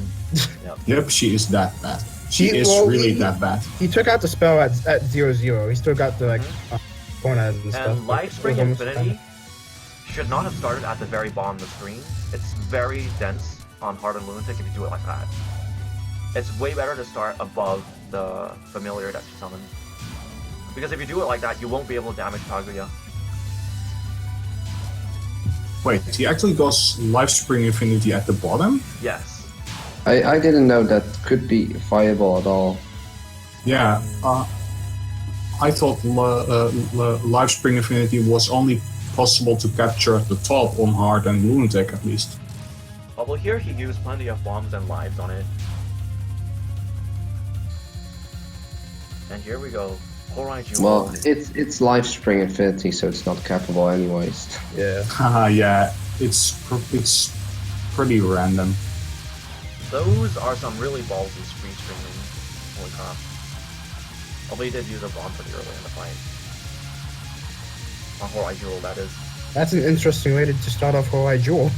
Yeah, it's a kind of strange way I actually. don't know if he planned it that way. That's kind of a strange way to That- start it. Yeah. It's an interesting way of doing this stream. I What? never thought of doing That's this personally. I don't know what he's doing. This is not how. Oh my god. Whoa. I guess this is maybe it's something like unique to solo Alice, Yeah. because you don't want to go to the sides. If you don't do it vertical, you're not gonna be able to damage this in time. Yeah, Well, with it's solo it's working out for Alice, you him. have to do it vertically, or you won't capture it. This is working out for him. So. Yes. Oh well, you get the death bomb again. But see, even after all that, he's vertically streaming. He finishes it at like less than 15 seconds left of the spell. That's why you can't do a horizontal.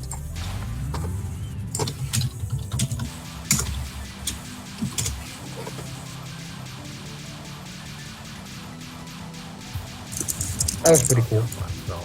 Let's go. That was really nice. That probably wouldn't have been a capture. True. Finished with one life left. Yeah. Even with some bombs Pretty in good. stock things. Like, you do have to learn the game pretty well to be able to use this shot to begin with, so I'm not really that surprised. And he managed to find a safe spot for that crisscrossing pattern, which I just could never do myself. But unfortunately he got hit on the last wave, so that sucks.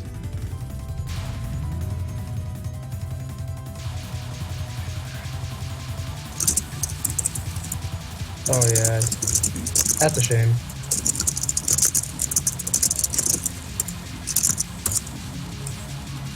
Well, to be honest, unless you're doing like an L1 and like no miss, no bomb or something, it doesn't even matter if you capture this or not. Just do it in spell practice. Yeah. Yeah, basically. It's fun if you cap them, but it doesn't matter. Yeah, Or for like scoring I think- also. Yeah. people say it counts. You have to cap them for LNN, I think, or timeout. Yeah, some people say that you have to do this for the last spell. I would also say that you have to do it because it's just part of it. Although I would say capturing them for score is probably a better reason. I would still consider it a miss if you die on it, so that's why. Yeah, that's Good by Morning most Star capture. people consider the miss. Morning Star is actually, well, the final one is pretty tough on the last few seconds. And that was a pretty good Ian Alice hard solo 1cc, something that most people will never consider doing. Yeah, the That was final a good one was one. really random too. Yep, it was a very neat run with solo Alice. Indeed. And There we go. okay, let's look at this. Hey everyone, this is Ziggs. Mr. B extra in DDC, 1 bill. Pretty solid run, I'd say. So let's get the show on the road.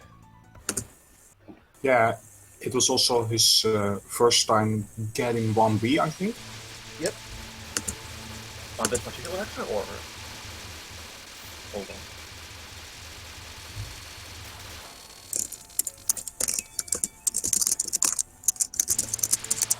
Like, the main gripe about this shot is that you want to use her bomb to generate bullets into point items and then collect 2.0 bonuses with it.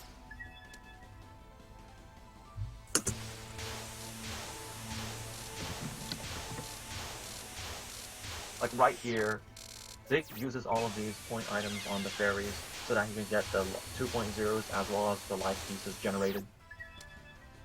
And he'll do this for quite a lot of the run. A lot of time, yeah. Yes.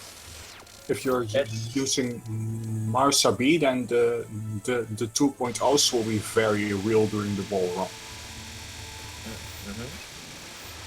And it's not only the point items, the power items that are generated, it's also the PID that you gain, because every cancel bullet gives you 10 increase in the point item value, so you can get up to very crazy amounts, uncomparable to any other shot in this Indeed. extra. Marsa B therefore scores by far the most out of all the DDC shots in extra. That is, in the main game it's different. In main game, you can't do this for the lower difficulties. There's not enough bullets. Yeah, in the main game it's actually Sakuya B which is the best scoring shot. Yes, because you can generate point item value doing spell cards, but only with that shot, no one else. So yeah, Marsa B is basically bomb all the time when there are many bullets and get a free 2.0 bonus. Or even multiple 2.0 bonuses in some cases. Yeah.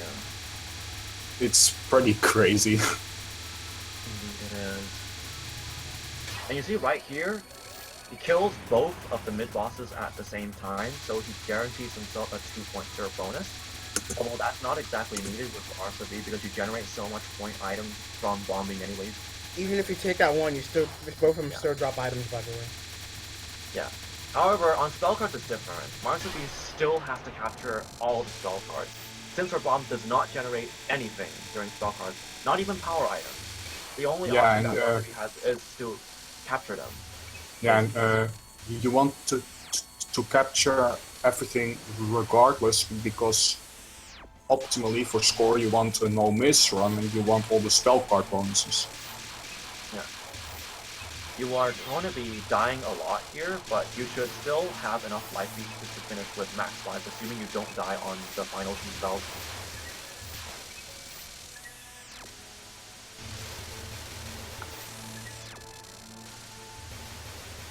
And actually, this is a viable strategy for first-time clearers of this extra too. Although I probably wouldn't suggest doing that. I don't like doing this strategy myself personally. It's way too cheesy. Actually, I said no miss, but with Master B it doesn't necessarily have to be no miss. You just want the max lives finished. Yeah, DDC Extra is probably the only game that's generous enough to allow you to miss and still finish with maximum lives. Every other extra, you cannot do that. Yeah, the bomb spamming is really crazy on this one section with the red bullet spam. So many 2.0 bombs, it just goes on forever. But one interesting characteristic about this bomb is that while it's on screen, you cannot unleash another bomb, and your invincibility frames are very short. So if you're not within this bluish yellow circle, you will die very easily. Yeah, so indeed. If you don't know how to use this shot properly, you will just end up dying with bombs in stock every time you use it. Indeed. And here comes the boss fight, where you farm every single non-spell. Pretty weird but interesting shot. Okay, so we're at the Ryko Fight now. This run doesn't do any kind of super raises on non-spells. It's not very necessary to get a score like 1 bill anyway, since you get so many 2.0 bonuses to offset that. On some of Ryko's nons, you can get a wall lot of 2.0 bonuses. He just got like four 2.0s from one bomb on the first non. Yes. However, positioning it's insane. It's seriously insane. Like it's 4 one of the most insane 2.0s from just one bomb on a non. Although it is important where you position the bomb, because the bomb itself still does damage. So if you put it directly on top of the hitbox, you will end the non-spell too soon. You don't want that. So you want to put it ideally at the side of the boss, and hope that Ryko has good movement RNG for that. Yep. So you want to use as many of them as possible on a Ryko has quite a lot of RNG actually on her patterns. So she's not very easy to no miss or to no miss no bomb for that matter, because the RNG will often just ruin your run. Yeah, she's more RNG oriented more than most other extras.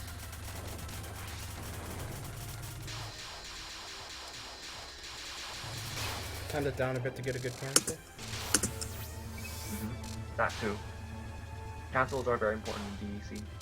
Since, as I said earlier, every bullet is worth 10-point increase. Yep, in DDC cancels also matter if you're scoring for PIV. Although in the extra you want to speed kill, because the spell card bonus is worth a lot. Yeah, true. You don't want to shoot at all during the non-spell phase, because you want to save as much damage as possible for what the bomb does. Although this one doesn't give as much because it gives the bullets in waves rather than spamming them like the others. Yeah. Actually, if he dies on a non-spell, it barely matters, since he gets so many 2.0 bonuses, he basically immediately recovers from it on the non after it. Yes. The perfect timing for this is to wait until the bomb is like Ryko is near the point item collection line, and you have to wait until the bomb is right there at the point of item collection, so you can continually go up and down. Wait, did you just get 5 2.0s with that bomb? Yep. It's getting crazier and crazier. And I'm pretty sure you can get more than 5.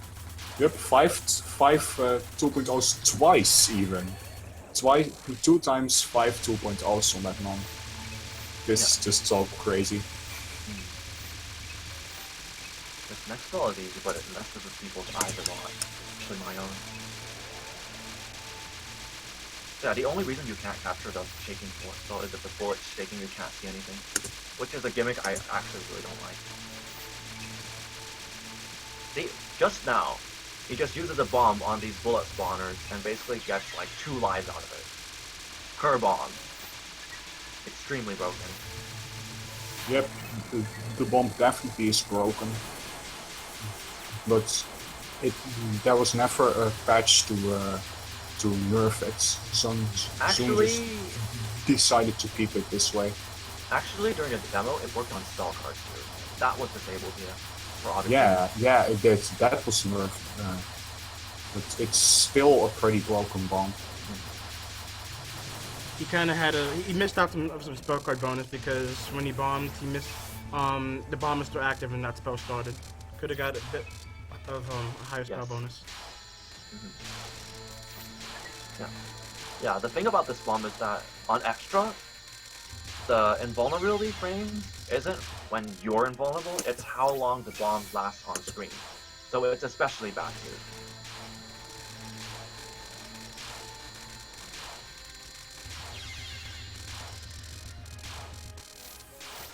The first mistake, well, a fortunate accident happens in the next spell when it happens. Yes. You don't want to fail a spell bonus. Because DDC extra spell bonus is just worth so much.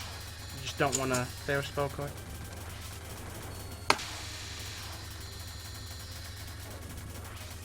Unfortunately, he gets himself in a pretty unfortunate situation in a bit. Yep. I think it's either this one or the next one. Yeah, this spell, the Ziggs spell, I think is really random. It can mess you up a lot, or at least Zig told me that before. I was watching KG stream yesterday, and he got walled on that spell.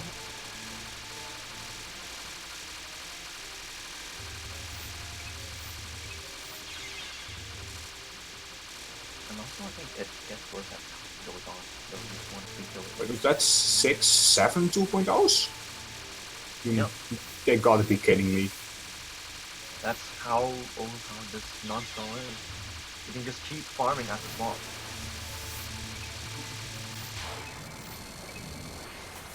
And then he uses the invincibility period to get that 2.0s is he gonna get now? KG also had like a 1.17 run, entering. Well, he was about to get it, but unfortunately, I think he died to this spell. And then another one, yeah, this is where the unfortunate accident was. Zig dies to the spell. Didn't expect it at all. He died to the non and then pretty much immediately got to max lives again from all those 2.0s. Yep. Yeah, that's how Marsa B works. Essentially. Yeah. Sadly, he also died to the 7th spell. It would have mistaken where he tried the POC but died. But it's okay, because the non after that is an immediate recovery. All you want to score is, of course, finish with max lives. But yeah, he lost the spell card bonus, and it's also that cost him a bit. Gets back up to max immediately, just like that.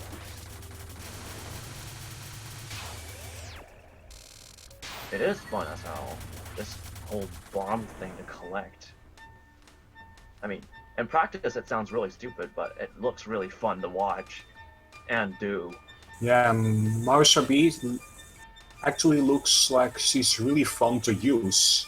Even though, yeah, the bomb is broken, but it's just fun to use. Like the 2.0 spam is just freaking hilarious. Yep. If you use Mercer B's bomb for score, then you should be fine. I know people tend to not like Mercer B just because of the bomb, but just use it for score, and then yeah. Because she's only one of the 2 super viable shots for lunatic scoring. Sakuya B and Musa B. Rainbow A and Sakuya A also have 1.5 plus, but Musa B and Sakuya B are more used. So.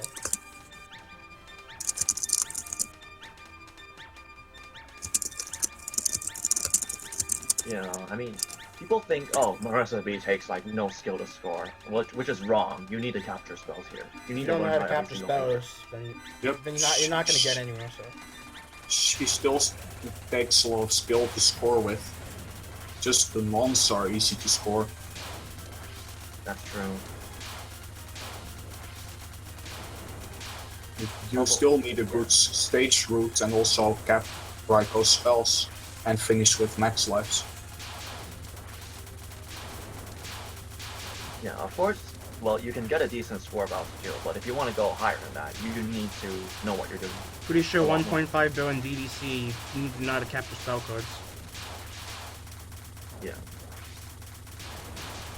Spell bonuses are they really high in the main game? I don't remember. Huh? Or is it just extra? Spell bonuses in the main game. Yeah, they're high.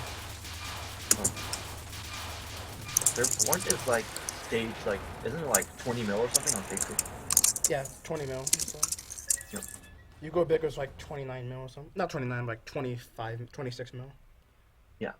So Yeah. it's 26 mil on stage 6. Yeah, something like that. But yeah, that was Ziggs DDC extra, 1 bill. All spells captured except the Ryko 7th. Good job, Zig. And yep, it was a really nice run. Here. Now next up is one. I've been contemplating if I want to do hard or lunatic, because lunatic would. I mean, my hard PB is higher, so we'll showcase my hard PB. Yep.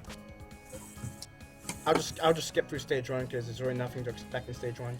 But yeah, this is my this is my UFO hard PB, and my overall PB because it's higher than my lunatic score, Alright. which is 2.046. Well, now it's 2.051, but it was a bad run, so I didn't save the replay. But yeah, let's begin. I'll skip through stage 1. I guess you are going to do most of the commentary here, GM, since it's your own run. Yep. Yeah. Also briefly explain how UFO scoring basics work. Yeah, I'll do it over time. Okay, so as you can see in stage 1, I opted for mainly rainbow UFOs at the beginning. Because rainbow UFOs, when you throw them up all the way, they actually drop another token. And raising PIV is an important part of UFO scoring. I didn't go for any reds because red UFOs, they don't give me much of anything except more extends, but I don't need those extends because I was pretty confident in my abilities to get through the game without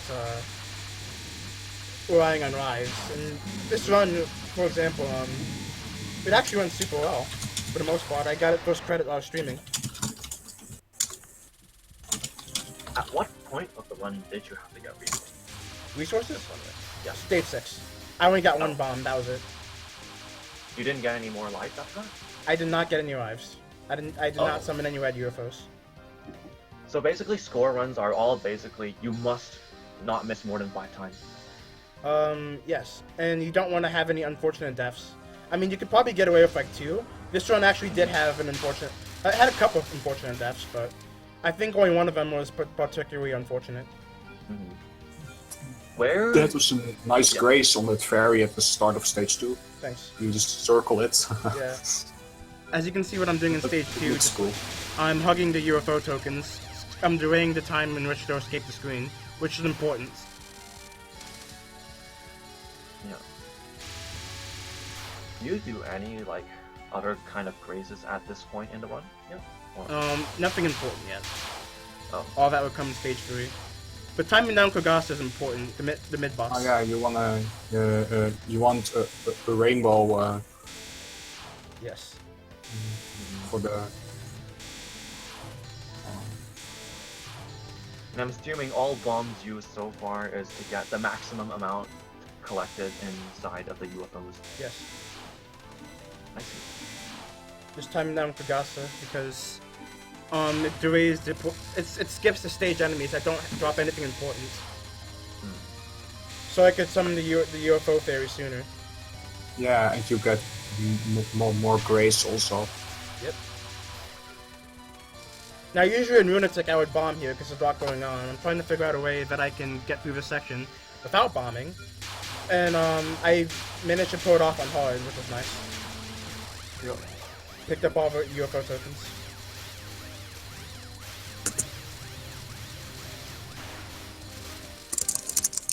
You don't do a summon right away. You just wait until like Yeah. all the enemies are defeated and then summon. Yes. Oh, okay. And then you just collect all the tokens while that one rainbow UFO is active. Yeah. Now, Kagasa's mid burst stun, the safe spot under her is impossible to do on hard mode, so I had to opt to just do it at the bottom. Yeah, I can see it closes in way too. It closes in way too tightly. What about the first spell? Does that work? Yeah, first spell works. I was gonna go up and do it, but I was too late. As you can see, I kind of hesitated a bit.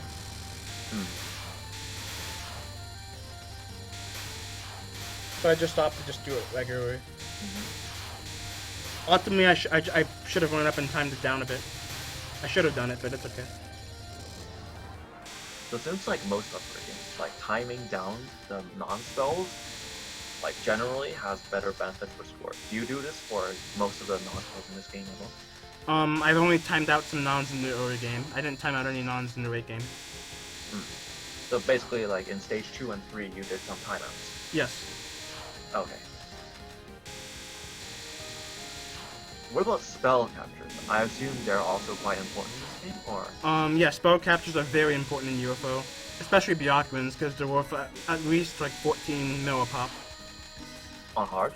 On Lunatic. Oh. On hard, they're like Oh, on hard. I mean, on every of course it's important because you want to no miss, no Yeah. bomb, Byakuan optimally. On hard mode, they're worth about 12 mil. It seems like UFO is one of the hardest games to score since you want just blue and rainbow UFOs, so you want like basically no or well little resource gain. So you don't really have much to complete the game with. Yeah. That's why being very good at survival is very important for this game in particular. Yes. Yes, it is. Aside from the Kogasa, me not going up to the first spell safe spot, for the most part that was good Kogasa. Yeah. And yes, UFO Also, tokens add speeding- 1k PIV. What's up We are not speeding up stage 2 because it's a score run. Yes. The speeding is only done on survival runs, and then we skip the first 3 stages by default. I could have been more careful with this UFO summon, but I just opted to summon a rainbow after this.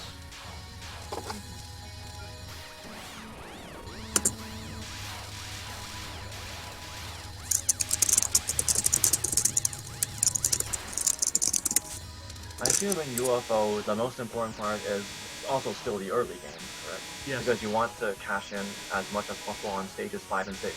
Yes. And the thing about Ichiran's mid-boss spell, the Graze is actually impossible. Like, when high score runs, when they get into the UFO, I mean the bullet cloud on Ichiran's mid-boss spell, it's actually impossible to do on hard mode. And what's Like also this one right now. yes, what's interesting is that the easy variation is identical to the hard one, but easier to do, while the normal and lunatic variations are more optimal. I mean, are more similar to each other. Oh. Yeah. You don't need to do the head grazes here, since it's not possible to find a spot for that anyway. Oh, you'll see if that happens. Like, I assume during the boss there's going to be plenty of head grazes. Yes. Yes. Okay. But I was just taking things safe. I just wanted to get 2 bill in hard mode. Yeah, Ichiran is probably one of the hardest parts of UFO for scoring, since you have to do some really complicated graces when you on her boss fight. Yes. I'd say she's probably the second hardest part of UFO. I'd say the first is making sure The hardest part is maybe surviving the final stages on your last life. Stage 5, I'd say, is harder. I mean, I find Show harder than Byakugan, so. Yeah, good luck doing stage 5 and 6 with probably less than 5 lives by the time you get there. Yes.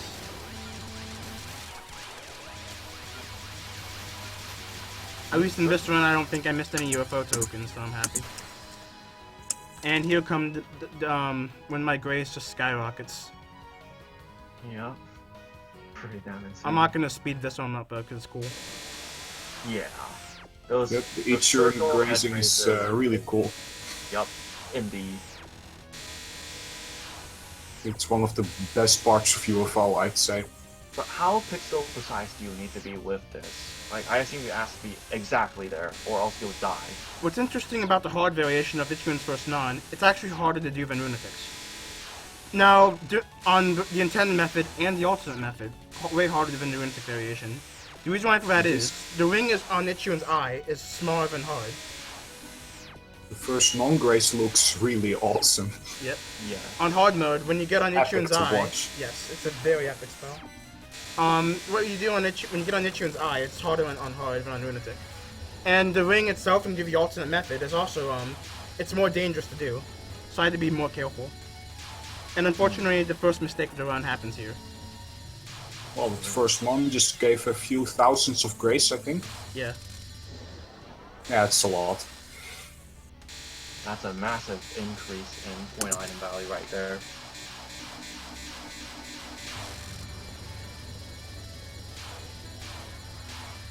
I got an unfortunate wave in that first spell. Yeah. King Kraken Strike is nasty orange. That's basically all there is to it.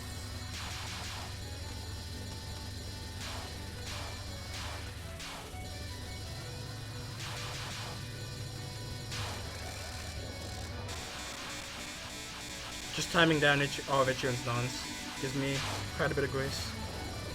Is this like the only non in the run left that you time out, or are there more? The final non, and then that's the final non.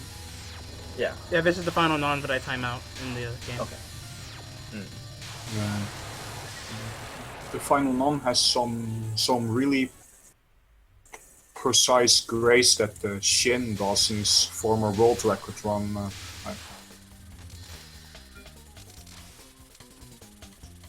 I don't know if some other player did it. Now, stage 4 is significantly easier than stage 3 when it comes to getting things right, but still gotta be careful with my UFO summons. Because they're a bit trickier, I'd say. I assume all the major races are pretty much finished by stage 3. Yeah, major graces are done. Now I just gotta focus on summoning the right UFOs.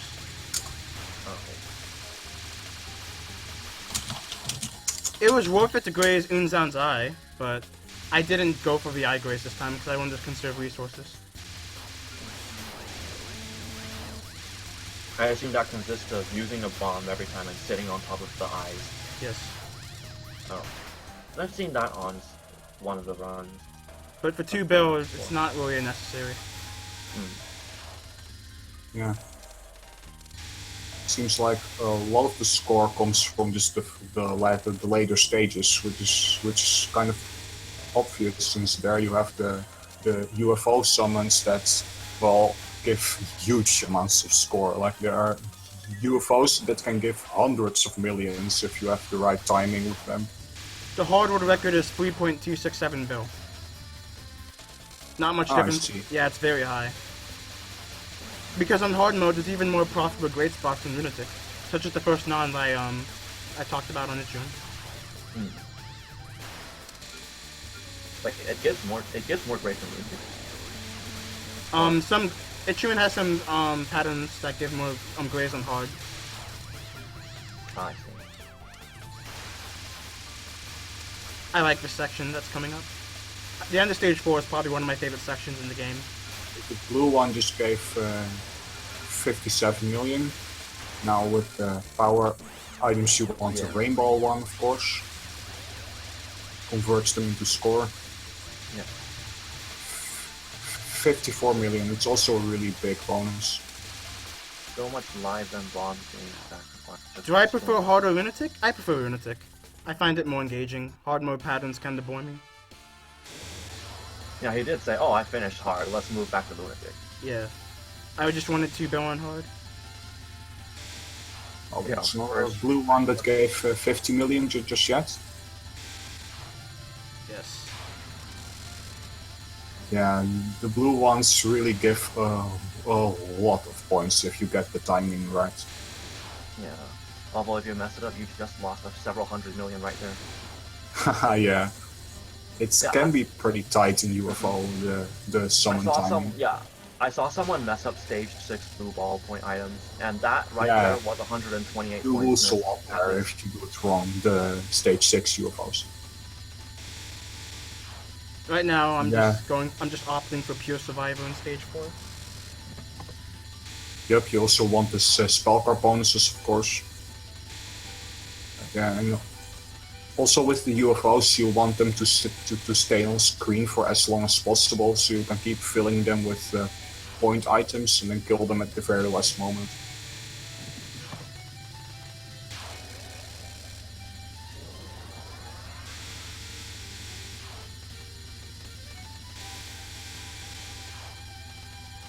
Wait, I don't really remember, but did you perfect this most of the No, I did boss not. collective? Ghost Ship's Oh. port cut me. Oh, great. Sinkable Vortex can be a really mean spell if it gives you like Yeah, Ghost bad, Ship- yeah. bad movement on G. Yeah, but Ghost Ship's port is the one that was being utmost. It was just a joke. Just watch your movements. They were not nice No. at all. Honestly, I don't know how to do this one. It's very dense, and she moves very randomly, and also those anchors can block your way quite a lot. The death I had on Ghost Ships was pretty unfortunate. And I almost timed it out even. It was just not nice at all. I don't know what got into Mamasa. Every way I went, she just moved the opposite way at all costs. You decided not to use the bomb, or was that just an unintentional death? You died to Ghost Ship. I died. When I would move, I hit something that wasn't even around. So it was pretty unfortunate. Yeah. But you still managed Ghost to Ship finish can the be really run. mean too. That Ghost Ship was not nice at all. It was very stupid. Yeah, wait, does the usual strat for the survival spell also work on hard? The No, square strat? hard moves way too slow. Alright, so yeah, the square strat really is lunatic only. Just a lunatic, yes. Yeah, I see you just move around in a general circular motion instead Okay, of so the four this corner spell is harder on hard than on lunatic because of the lack of the square strat, or does it I not guess. matter I mean, much? it's not doesn't really matter much. Yeah, I mean, normal also has the same issue. You can't do the four corners. Yeah.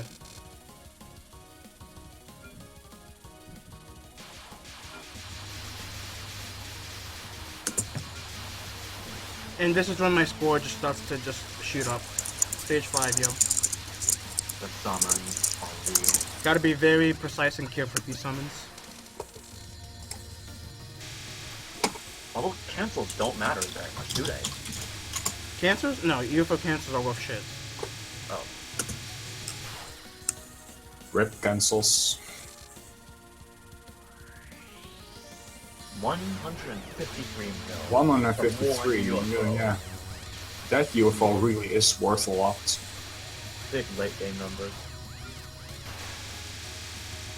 Yeah,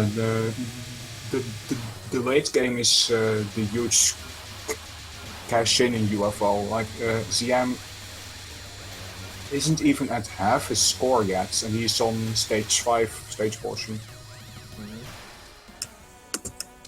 Oh well, the later part of stage you can summon more too. So That was a very solid Stage beginning 6 portion of stage 5. stage portion also gives a crazy amount of score just from the blue UFOs and filling them with the various point items. Indeed. And that was another 100 million UFO. the speed kill at greatest treasure, is that for... That's for For additional UFO Extra summons. fairies to appear, yeah. Yes. Okay. Because you need to speed cure so you can summon additional blue. And then so you can summon a rainbow after that. And then one more blue before show. Yeah, and you also don't want to be dodging Greatest Treasure anyway, since it's one of the toughest spells in the game. So it's nice that you don't have to do it when you're scoring. It moves very slowly on hard, so it's not that much. On hard, it's not that bad. But on Lunatic, yeah, it's really nice that you can skip it when Probably the scoring. hardest stage 5. One of the hardest stage 5 spells. He summons another blue UFO and missed the spam, which most players won't think about summoning UFOs here because it's very risky to get hit while you're summoning.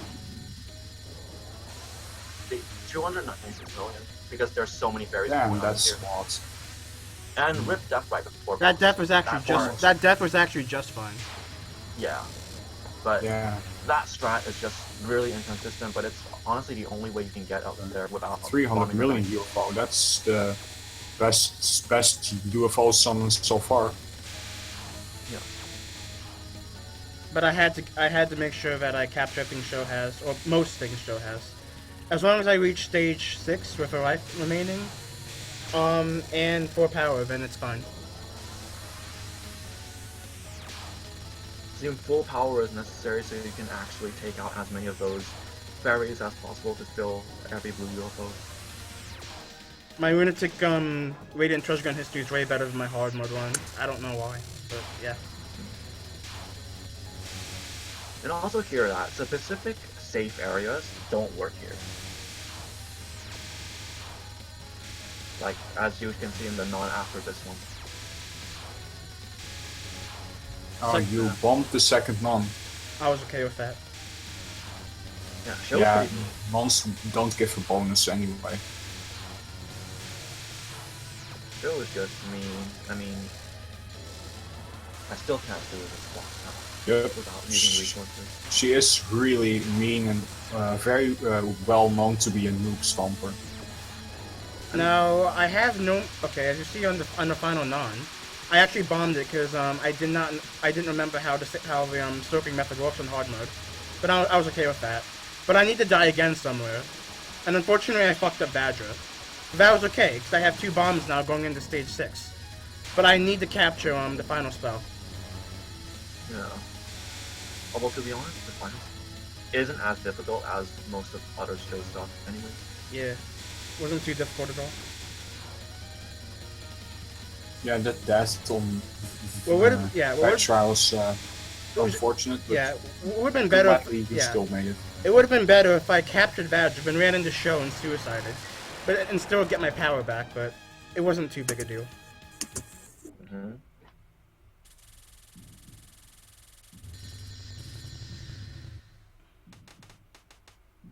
Let's see.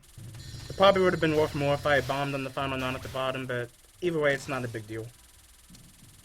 Mm-hmm. Now here's my favorite stage for UFO filling by far. Summon an additional green UFO. The only resource I gained from a UFO. Best stage, store worker, really boring stage. Also, it's Yeah, the stage portion is usually boring, but not the scoring.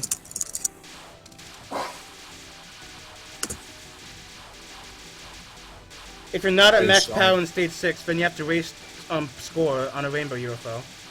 Okay, so now we are gonna see the crazy blue UFOs that give incredibly many points.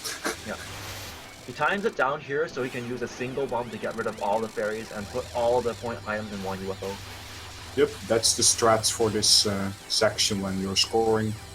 You have to basically make the dodging hard for yourself, since you want to keep all those fairies alive for as long as possible until you finally bomb them. Then get a blue UFO that is worth very many points. In addition, you still I think want to have blue UFO it's tokens worth on screen. 407 million. It's the best UFO value that you can get in the entire game, I think. The reason why you want to be full power here is so that you can get all the point items that the stage 6 blue wall releases. Yep, and then you summon another blue UFO at the Nueball fights, because Nueball spawns point items at the end. You can fill another UFO with that, and actually gave 200 million. It matters a lot. Yeah. Now we had Ryako, and she basically just no miss, no bomb. Just try to not let my nerves get the best of me. Even though it's hard mode, I still gotta be careful. Yeah. This looks only slightly less dense than the lunatic one, actually. The good. Oh, it's way easier on hard. I was, I was happy because it was actually doable on hard. Oh. That's the 200 million is worth more than my 1cc too. 1cc's in UFO generally score extremely low because of the scoring works in this game. It's very much completely different from survival because of the different UFO summons. Red UFOs only give a 1.0 multiplier when you're not at full power, which is often going to be the case if you're going to be dying a lot. Although greens give 2.0, that still doesn't really mean anything. Because survivalist players will usually leave as many UFOs on the screen at once to be able to summon to get more resources, instead of using them to increase point item value. It's completely different strategy. Yeah, it's completely different indeed. In survival, you are sacrificing score for resources, and in scoring, it's the opposite. Yeah. That's why in UFO there's one of the biggest gaps between survival and scoring runs in terms of score. And the good thing about the shot is that he ends the fourth knob before it even manages to reach the bottom of the screen. Only done with Sun IB. Yeah, that's really nice. It's possible with Sun IB because he's really strong when point blank. And Byappen doesn't have a hitbox after the third spell. Now, this is strangely enough, she actually loses her hitbox. Yeah, it's really weird. Now, the final mistake of the run comes in air scoring. I got a very stupid pattern. It's random? I thought it was random. It's random. Oh. So I assume this was your only other death here? Or... Wait. Air scroll's actually random? On hard mode, yeah. That was an unfortunate death. I didn't know that. Yeah, it was really sad since you would like to have one extra life for LFS. If it wasn't for that, I think I probably would have gotten 2.1. True. LFS is nothing. I wasn't worried at all about LFS. Wait. It's just nice to have an extra life to have like less tension. What? If you captured that, would you get to have counter stop? Or no. Oh. Just 2.1. But I was okay with this because my goal was 2 billion. 2.147 and a few more digits. Yeah, that's the counter stop. Yeah, since that's the 2 to the power of 31. Honestly, LFS looks so easy, but it's probably extremely hard to execute. Yeah, just wanted to get 2 billion. I was happy with that because that happened. Nice LFS gap right there. Yeah, thanks. Very good score run there. Also, Grats 2.5 built in. Congrats, CM, on your awesome UFO scoring run.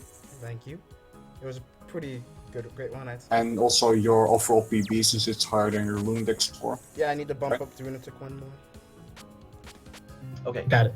And since POFV's first 5 stages are trivial, survival, or scoring, we will start from stage 6, Aya versus Marissa. And here we'll show you why exactly Aya is a very broken shot against the AI. Although we don't see it right away, however.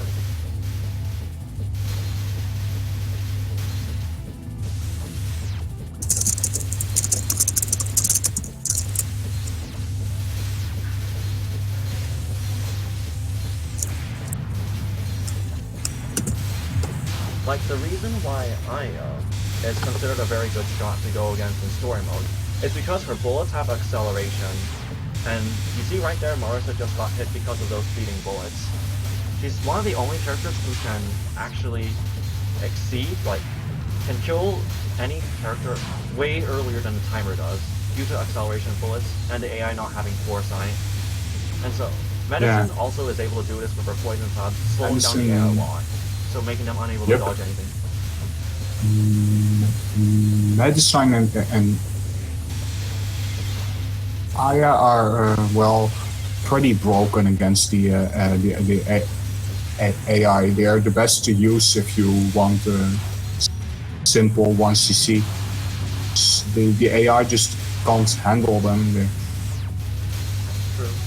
They have, for Aya, they have a lot of trouble with her speedy patterns. They're just too fast for the AI to read properly, and they also suck at handling Medicine's slowdown effects. So yeah. Also, the big difference between this and the point one is that you want to use your level 2s purely for survival.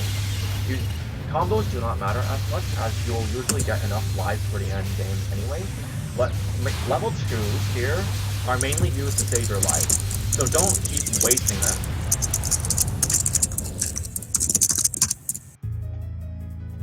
And since this is Aya, she finishes pretty much every fight at below the average standard time, since usually, because of how the AI works, as mentioned before, bosses go down and take damage much faster than intended. So it's very easy to get a finish where you don't lose any lives. And yes, POFB does murder bitrate, but right now my bitrate seems to be fine. Although it's a bit lower than I expected. It was for some reason going at 5,000 when I first started the stream. But oh well.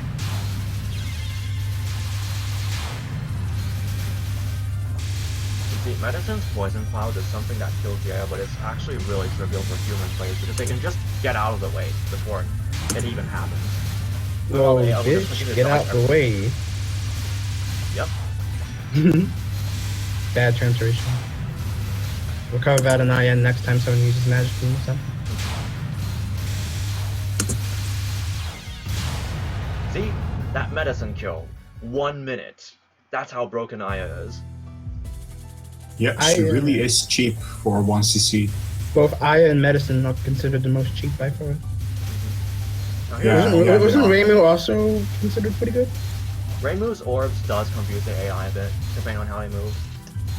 Yeah. And here comes one of two actually difficult bosses, for human players that is. Because Komachi, her X attack, has that really weird spirally thingy, the coins, which is not as easy to read for human players as it is for the AI.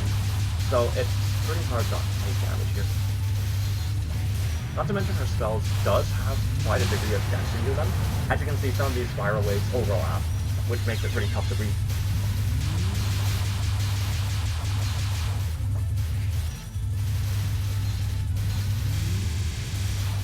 However, Komachi still takes quite a lot of damage here before it even hits the 1 minute mark due to the aforementioned AI exploit. I think Reimu was also considered one of the best characters to use against human players because of her homing stuff. Yes, that's that players have trouble with. You need to deal with the homing stuff as well as the orbs moving on. Yeah.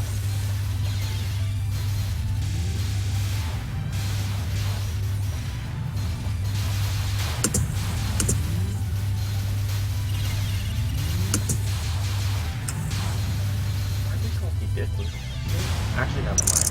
Komachi still died way too quickly. It was 135.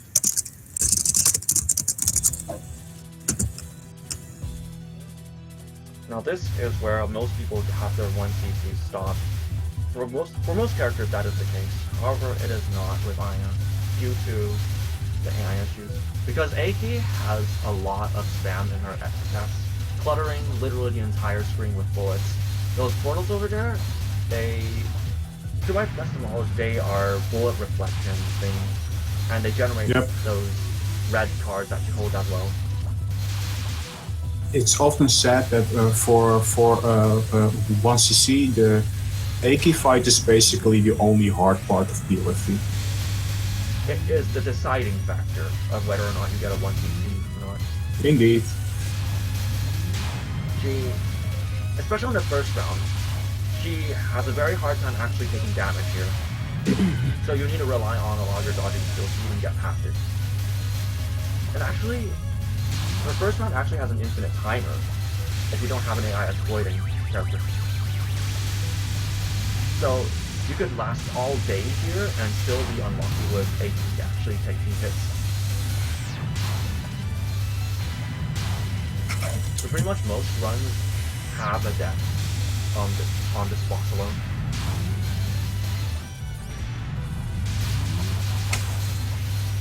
And actually the score right here is rather low. He only has one extend from score, since you get it in increments from 10 mil, 30 mil, 50 mil, etc. and so on forth. So having 3 lives here, even with a character like Iron, can still be pretty risky. Because you're just as susceptible to game over as pretty much anyone else. That right there, Aki taking a hit, usually never happens, but that happens because of Aya's X ability.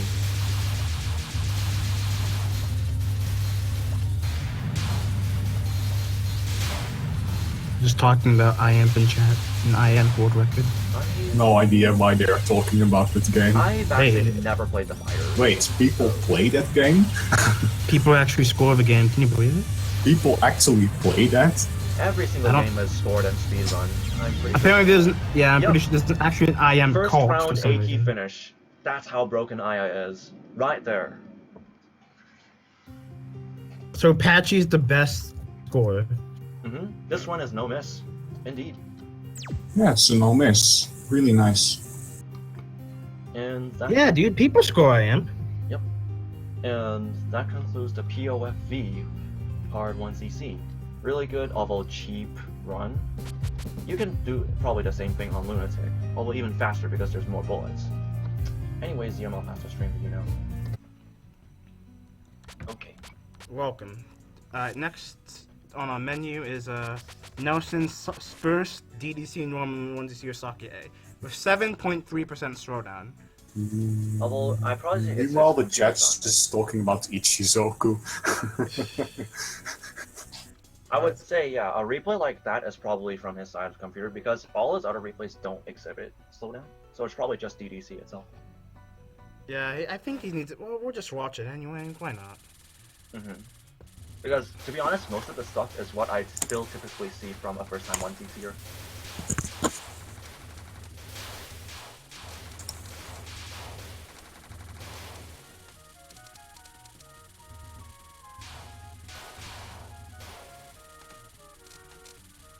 Yeah. DDC. I mean, I actually have problems myself running DDC sometimes. The FPS Yeah. on the bottom right is like 55, 54, which I don't know how much of a difference that really makes. Because since my game runs at 58, but it still shows 0.0% slowdown for some reason, so I don't know. I like how his slowdown's at a consistent 55. Yeah. That first part right there, he could have gotten quite a bit of resources, but unfortunately didn't. Okay, so this is a regular 1cc? Yeah. Yeah. And for future reference, everyone, please do not upload any replays above 5% slowdown. Because they're usually not considered legit anywhere else. Yeah, indeed. The rules usually for 5%, I think, for a run to not be considered legit anymore if it's above that amount of slowdown. Yeah. Since well, of course, it makes the game a lot easier if it's slow down. I guess we could comment a bit on DDC stuff, because I think this is the first time we're showing main game DDC, so... Yeah, I mean, yeah, I think so. Yeah, considering you're using Sakuya A, you're going to be slowing down the patterns anyway, so it's not like it's going to make a massive difference in the end. Considering most of the stuff I've seen here is just, like, there's not really much auto collection going on that I'm observing from the other stages. Well, either way, he's doing stuff a normal 1C, a typical first normal 1C would do. Yeah. So. Sakuya A is one of the easiest to 1cc with, since well, She has a shield bomb, which is of course really safe if you're going for survival. You can just put up your shield bomb when a hard spell starts, and then just try to dodge it. And if you get hit, it doesn't matter. I think that I've and noticed that she slows down stuff too. Yeah, I've noticed that people who say that Sakuya A makes the game too easy. Yeah, she does. Her bomb is broken, I'd say, and her homing is pretty powerful. But and Rainbow A herself also makes things pretty. I mean, Rainbow A is actually kind of really comfy make to the use. game. Yeah. She does really make the game a lot easier. If you're playing as a shot that isn't Rainbow A or Sakuya A, the game is like just a lot harder. The game's a lot harder. It's very not noticeable. I mean, there's Mercer B on Lunatic. If you're just going for a normal one to see if Mercer B, then that's pretty basic as well. But no bomb, Mercer B takes a huge jump in difficulty for sure. So. Well, that applies to most stuff. If you're trying to do no bomb or anything, it becomes drastically harder because you can't really. Well, Sakuya A and Rainbow A also. No, Sakuya A and Rainbow are by far the easiest LNBs in this game. Yes. Because their tricks still retain, so. You can't do things like bomb for 2.2s anymore. Yeah, but when you go for LNB and DDC, you're gonna have good routes anyway. So I think that's I think that's not a big deal. Yep, that's true. Sakuya A actually has a speed kill trick, which can kill stuff so fast that you don't even have to dodge. You can like kill some stuff before it even starts firing. It's really broken. It's like if someone does that on a run, it's probably not considered a legit 1cc. Like you don't even have to dodge. Literally nothing. No, what you mean Sakuya A? The cheesing thing is considered not legit. Well, I would think so, since if you use it and on patterns you don't even have to dodge if you do the speed kill right, or you barely have to dodge. No, it's considered legit. Trust me. Oh, it still is? Yeah, of course it's considered legit. I don't see why it's just really cheap. It's just cheap. Yes. If Marissa B Moss scoring is considered legit with the glitch, then I wouldn't see why this isn't. Oh yeah, true. It's Marissa Buck score is also considered legit. Yeah, it's not. Yeah, it's not like. Yeah. I guess it's more like I would personally not consider my own 1cc a real 1cc if I did that cheap trick. It's just too cheap. I mean, to do it, you gotta have some skill with Sakuya A for sure. I mean, because someone that just uses Sakuya A, they probably wouldn't know how to do the trick. So. Yeah, you need to get the timing down still. That's basically it. Or is there a? You gotta. It depends on like the placement of the knives and this 1cc doesn't do the cheap trick, so it's nice. I mean, when I first started, I didn't know how to do it at all because the knives just kept disappearing before I could even do anything. So I just settled for a regular homing knives. Oh, Ollie Papa, DDC Reimu B. Yeah, she's cheap 3, but she's also very mediocre in this game. Quite the downgrade from Nido Reimu and DDC. I mean TD. That's because they're really weak. Yeah, they're spaced out, which makes them weaker.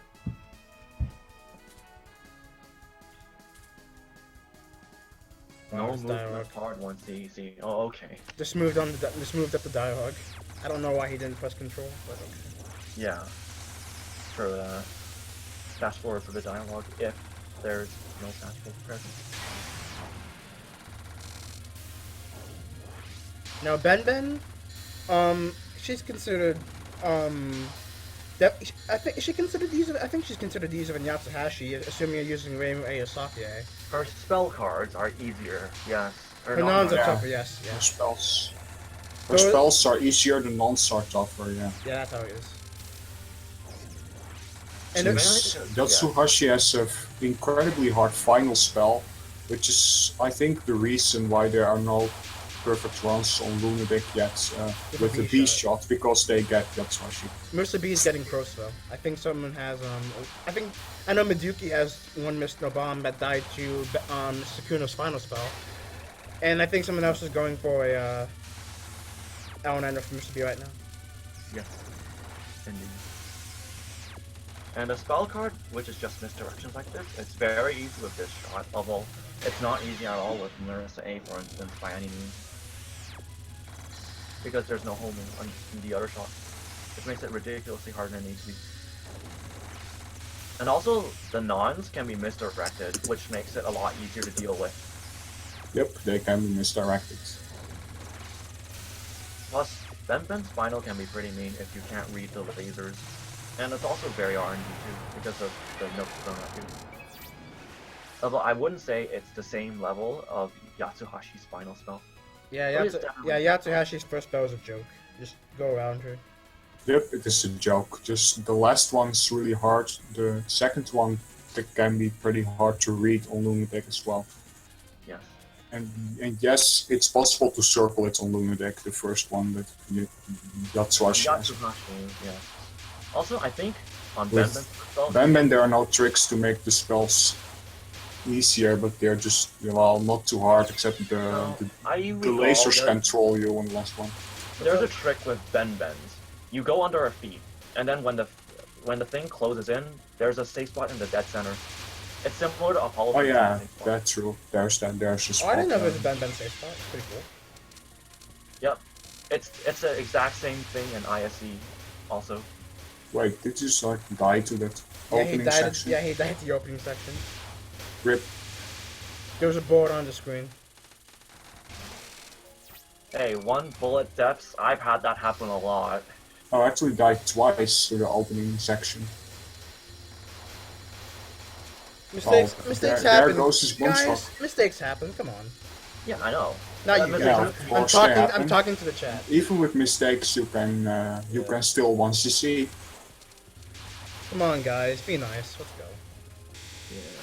I mean, I've had Yeah. stupid bombs and stock deaths all, like, in every single run, basically. There's Yeah. no doubt about it. You can have set deaths and still once you see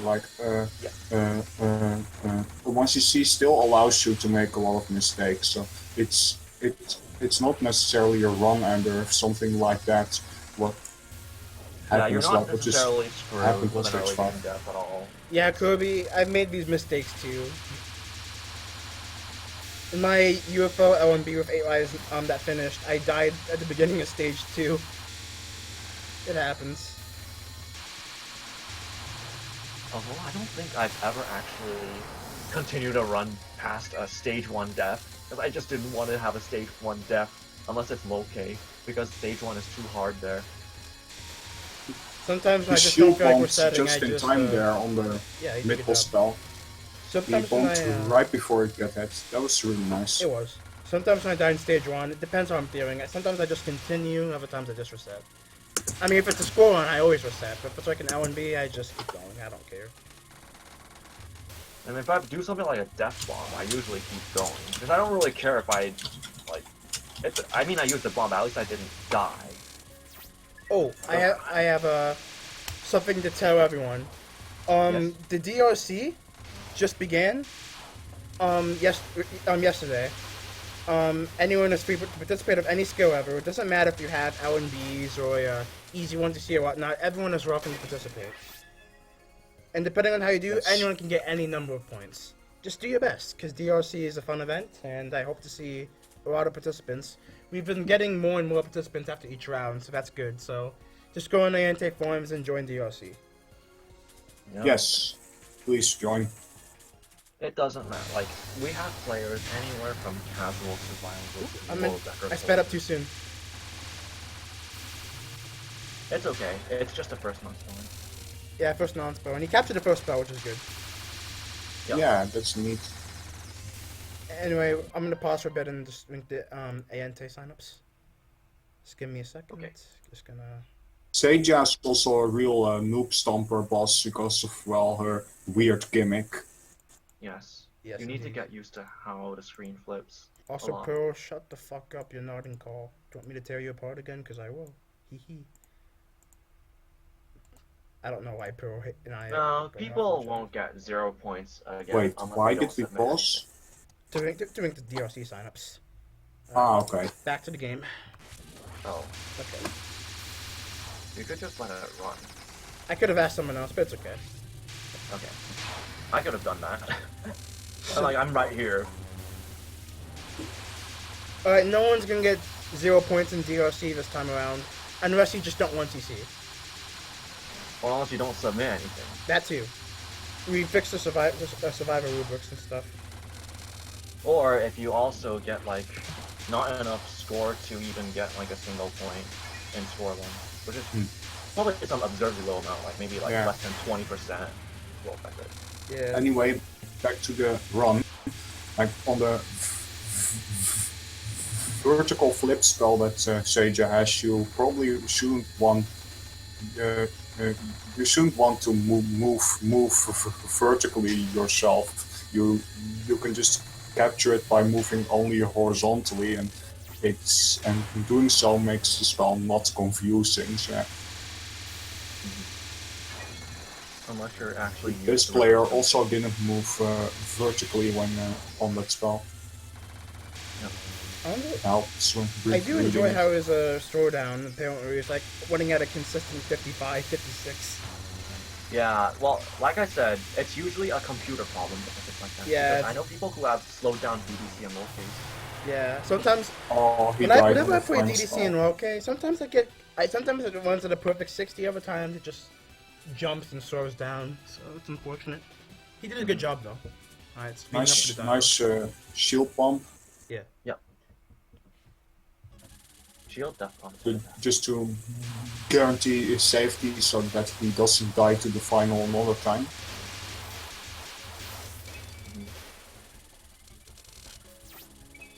Now he's on to stage 6 with 3-3, pretty nice resources. Sakuya's bomb and good. But not for lives, 1cc I'm pretty for sure. sure. Yeah, he's just fine. He could enter like run life and still be fine, I think.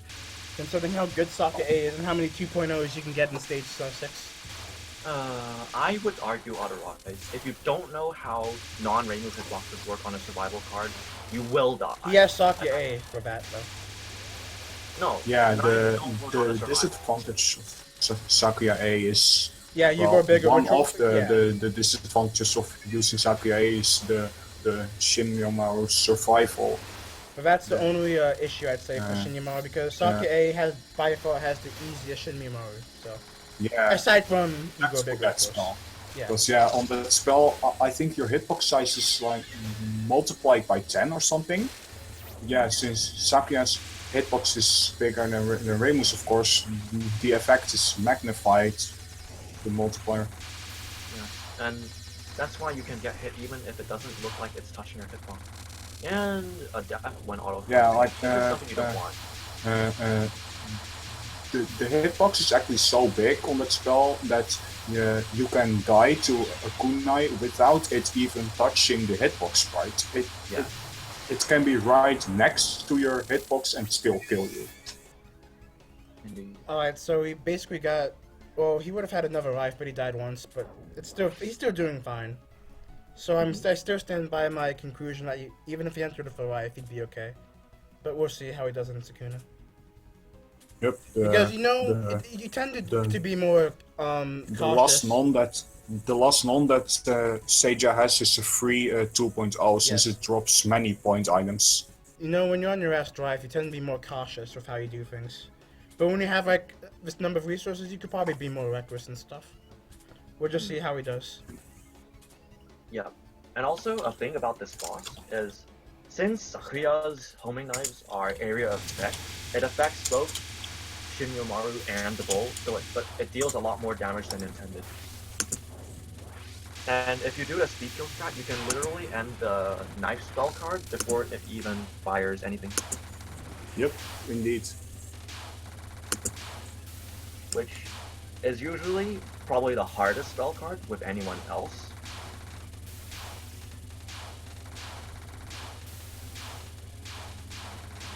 Yeah, it's a tricky one if you don't speed kill it. The homing knives are very, very helpful here. You want to try to POC more. I've noticed that. Because. Oh yeah, yes. You should try to do more POCs to get more resources. Yep. You really want to POC in DDC. After every spell card, you should always POC, because you're guaranteed Indeed. to get a resource. Yes. Indeed. Always POC. Also, on the second one, there's actually a trick to make it completely trivial. Like, you can direct all the bullets to the top right, and it makes, yeah, No, Yeah. Yeah, You just have to be standing cheeses to the side the of her. pattern completely. not very helpful on Maybe normal it's though, because he did it just fine, and there's enough gaps in normal to be just fine. The thing I don't like about Yeah, it is yeah, hitboxes. he just dodged it What are regularly. the hitboxes on those big bullets? I don't understand it at all. Yeah, Sakya A just trivializes this non right here.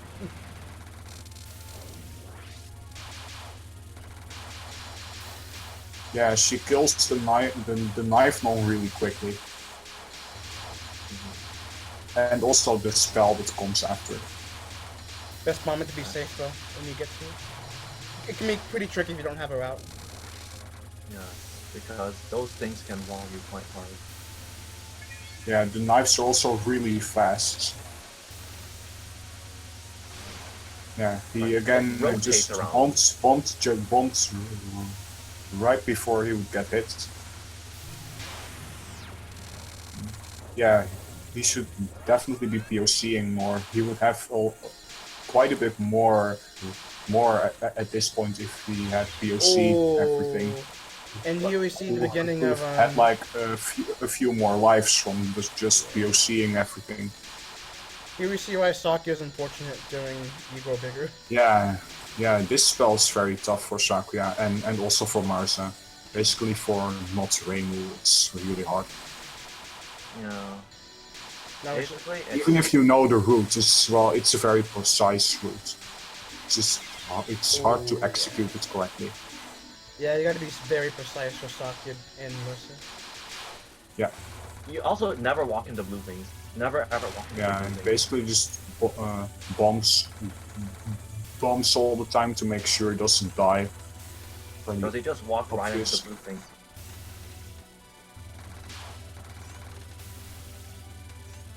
Well, of course you do that since you want the ones to see. So yeah.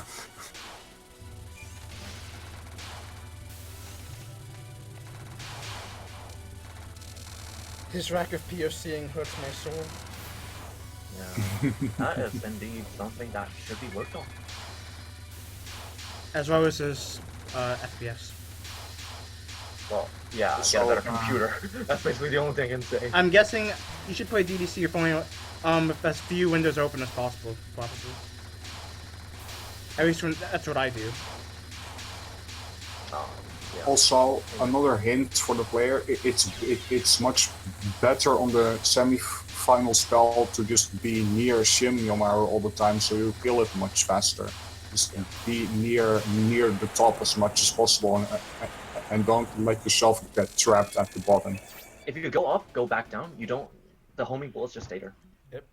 And that was Nelson's DDC normal one to see. Congratulations, and I hope that you can get something with 60. Yep, he cleared with 2 extra lives left.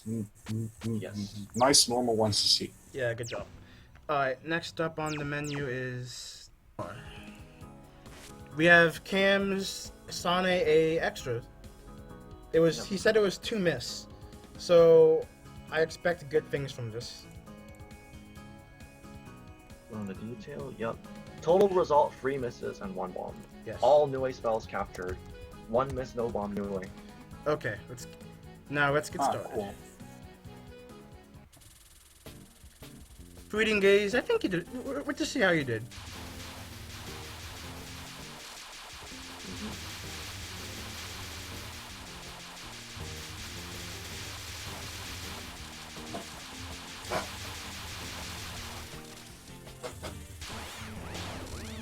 Alright, UFO Extra is... it's widely considered out of the Windows games to have by numerous players to have the hardest stage portion. Yeah, the stage portion is considered really annoying by many when they are going for their first clear, at least. Yeah, not many people pick Sane A for the extra.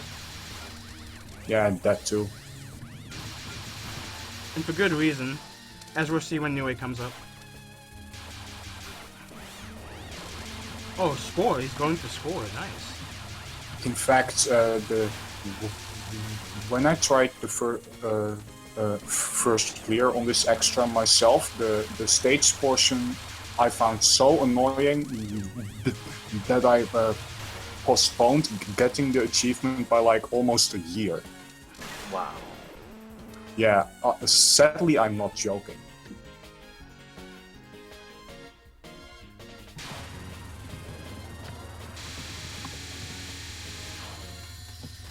Kagasa herself is not very popular in mid-boss, extra mid-boss.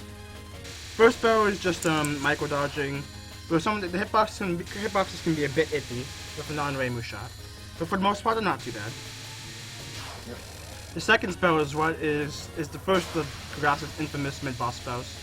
You get fast speed, fast raindrop bullets, well not raindrop, but just circle bullets from the left side of the screen. What I like to do with this spell myself is just do it pure vertical. Well, yeah. Unfortunately, it's very fast, and you really don't want to focus on this spell. You just want to be unfocused on almost all the time and dodge it vertically. Yeah, that's the safest way to approach it. He actually died to it here. It's unfortunate. He died to the third spell as well. Ouch. Ouch. Yeah, exit mid-boss with 0, actually 1 life because of the extend, but damn. This should usually constitute in a reset, but I guess he just wanted to go on. Yeah, most players would just restart at this point, which this player doesn't. That's nice. I would honestly say to manage to not be annoyed about it and just restart because of those deaths. He just goes on. Yeah. Although I would say this is probably one of the few extras where you actually could still manage even with a few resource losses, because most of Niue's spells are actually quite capturable even for, well, I guess, people who aren't used to extras, since they're not exactly as difficult as several other extra bosses. It's actually considered to be quite easier than most. Although, I wouldn't really know about how it compares. Because there's spells like fucking Undefined Darkness, which can be pretty stupid. Well, Freed Engage, you seem to be recovering your resources pretty well right now, which is good. Undefined Darkness can be rooted, but yeah, if you don't know the route, it's one of the hardest spells on the stage. Yeah. If I recall, this route was actually pretty interesting in his dungeon, but we'll get to that soon. He has not bombed once so far, so I'm guessing he's just going for no bomb the extra stage. Thought it was just a simple career, but... He bombed after the mid-boss. Oh yeah, he did. Yeah, he did. Yeah. Yeah, so this one has only a no bomb Niue, not a no bomb stage portion. Yes. I'll have to judge when I see how things go. Yeah, first no spell bomb Niue is still really nice though. Yeah, first spell is a joke. You just be careful, really. But for the most part, nothing should be dangerous. Unless it like spawns directly above you, then you kind of have to react quickly. Because that has happened to me before, and I died because I wasn't looking or paying attention. Now, the second spell with Sane B is just a pure joke, but with everyone else, you gotta do it in a different sort of way. He's doing it in a pretty good way.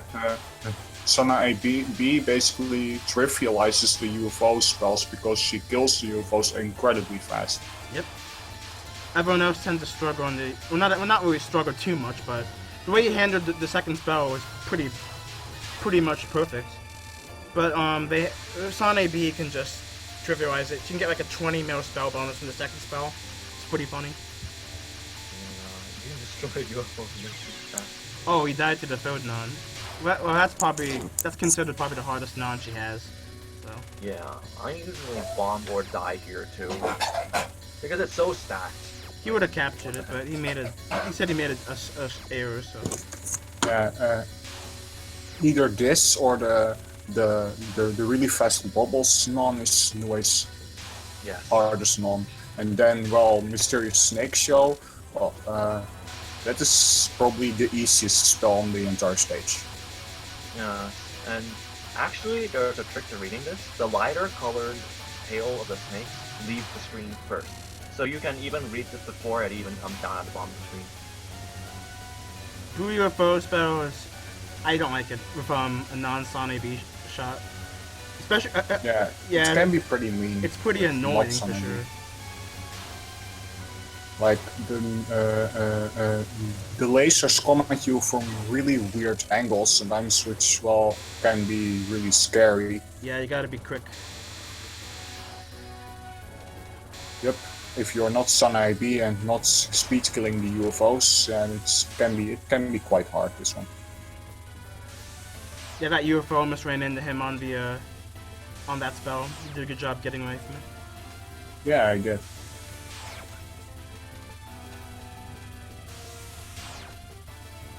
And of all Danmaku Chimera is a spell that looks easy.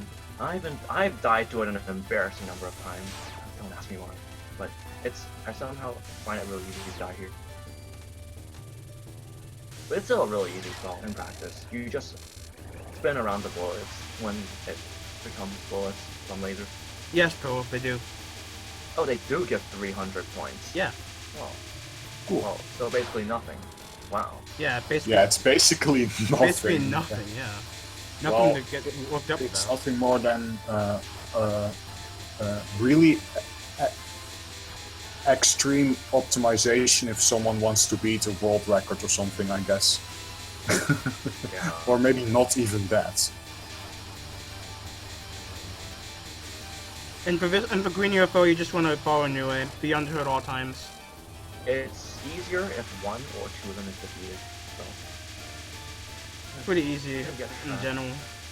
Just gotta be sure you're under new way at all times. Yeah, indeed. On the green one, you just follow Nue around and then you're safe.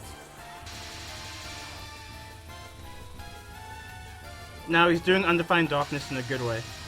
Definitely. Yeah, this is basically guaranteed capture. He's doing it pretty much perfect. I actually never tried the route doing that. Yeah, you really want. It's Yeah, always just going down and down and down. That's what I've always done. I didn't know you could do that either. he's doing Undefined Darkness in a very good way. That was pretty much a perfect capture of it. That is a really neat way, yeah. I didn't think of that myself. That was very good. Yeah, that's something I actually learned. I didn't. Really nice I didn't route. And That's Rainbow much UFO, better than my own routes, actually. Rainbow UFO, which is coming up. I'll commentate on it when you guys see it. So basically, you want to kill all the UFOs on the left side as best you can, because it just makes dodging easier. But even if you don't kill them, the dodging is still not too bad. Just killing the UFOs makes the more accurate path that you can go on. So it comes in just two directions instead of three. Yes. Yeah. In this one, you really want the UFOs to die if possible. It's because it gets less dense if you kill the UFOs before they reach the bottom. It's not possible to kill both lanes of UFOs at once. So you'll have to settle with killing only one of the two. Yep. Alright, now the Survivor spell is considered one of the easiest Survivor spells in the series. And basically everything about the spell is pretty static. So, It's memorization. Yep, It's it's pure memo. completely static, Yes. as far as I know. And it actually gets easier as it goes into further phases. Because you don't have to contend with those homing bullets. yeah, the homing bullets aren't even difficult. You just gotta remember where Yeah. to go and you're fine. Yeah, on the last phase, you just need to have micro dodging routes. Then, when you get the routes, then you should always capture it. I remember when I first saw a UFO extra run, and then I was like blown away by the survival. And then me back then was like, oh my god, this is so hard. And now nowadays it's just a guaranteed capture. Good times. I actually still haven't really bothered to learn most of the survival routes on most of the extras, but I'll get to that if I ever go for a couple extra ones. And Grudge Bow right here is very fun spell. Yes. And yeah, indeed, don't finish this spell near the top or you're gonna have Nue fly into you, which, if you have no extra lives, just ends your run in an extremely stupid way. You want to do the survival at the bottom of the screen. Yeah, I've that seen too. people end their runs by collision. It's funny as hell to watch. And now we're entering the final phase. But, of course, for the player, it's not very funny. The final phase of Grudge Bow is a meme. Yes. The first 3 phases are trivial, but the 4th is really easy. I mean, really hard. Yeah, thankfully his final phase of Grudge Bow was very nice to him, so. Yeah. In my run, I managed to capture Grudge Grudge Bow Bow the is first time. probably the hardest thing anyways to offer, I think. For like 3 seconds, I stood completely still. I'm not even joking, on my own clear. Yep. Yeah, the Grudge Bow waves are kind of random. The last one can be really nice or really mean. Yeah, that was a really nice capture too. Yep. The last wave was really nice here. There was no real mean RNG or anything. Alright, so good job reading. That was a very good UFO Extra Crew. I definitely say that you can go for no miss, no bomb at this stage. Yep, nice job. No miss, no bomb, no UFO even. I recommend, I'd say you should probably go for it. UFO Extras, not too bad. Yeah, so. he should go for it. I mean, that was a he can definitely do it. Yeah, that was a full cap anyway, so good job. And yeah, thank you for joining. Alright. One of the most infamous side games of the series because of its difficulty. And here we shall show 2 specific scene score runs, and I would say double spoiler in itself has some of the most complicated scoring systems ever, because there are many different factors present when scoring, such as there's a base score, there's a risk bonus, there's also color bonuses, as well as angle bonuses. Yep, there are really many different bonuses for colors and stuff, and even a selfie bonus and stuff.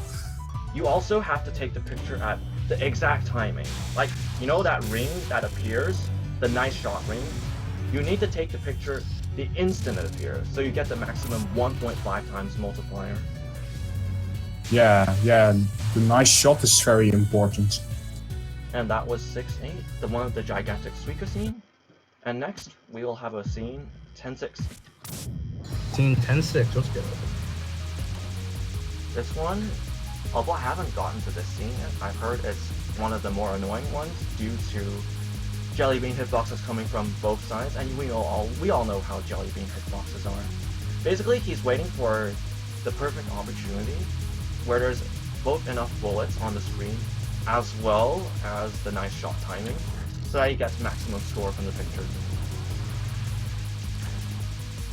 As you can see, you need to do stuff like this to be able to get like 6-digit scores on these photos. Yeah. He has to wait for a really long time to take his first photo. Yeah. You cannot just blindly take pictures. The strategy for speed running a scene as well as for well, the speed running versus scoring is very different.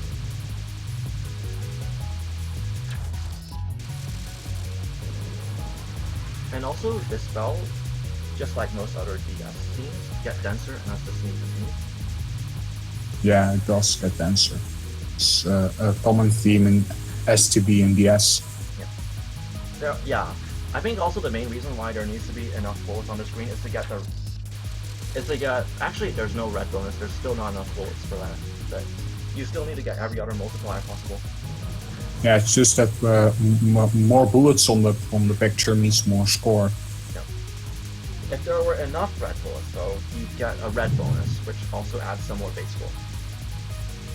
Yep.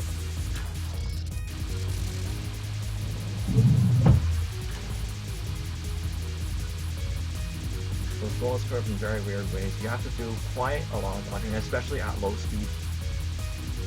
Yeah, you basically have to sight read this pattern too. Yeah, if the picture isn't you also optimal, have he to purposely fails them. stall it for so long because you want the perfect picture. So yeah, you have to do a lot of sight reading on this one. Yes. see, almost all of his pictures have above 1.40 multiplier. Getting 1.50 isn't possible for like every single thing, because for some you literally need to be pixel perfect. If you miss it by just one, your multiplier decreases drastically.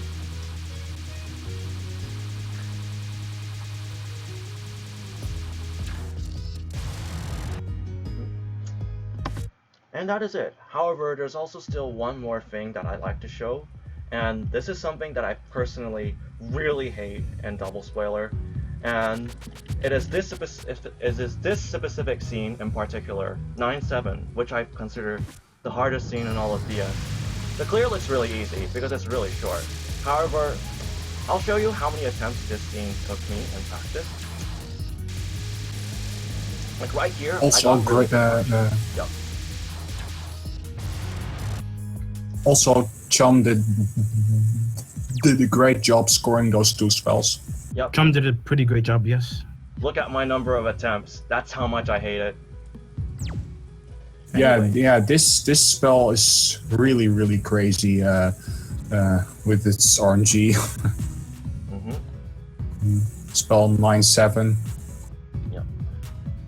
Martin, it could be worse. You could be Zune and have 4,781 attempts on Jinko's final on Lunatic. Wow, that's ridiculous. Even more. 9-7 is mean. I had like 750 picks or something on it myself. I tried it 3 years ago. Yeah, that's not nearly as much as you. It's still many photos. Anyways, I enjoyed this week as well.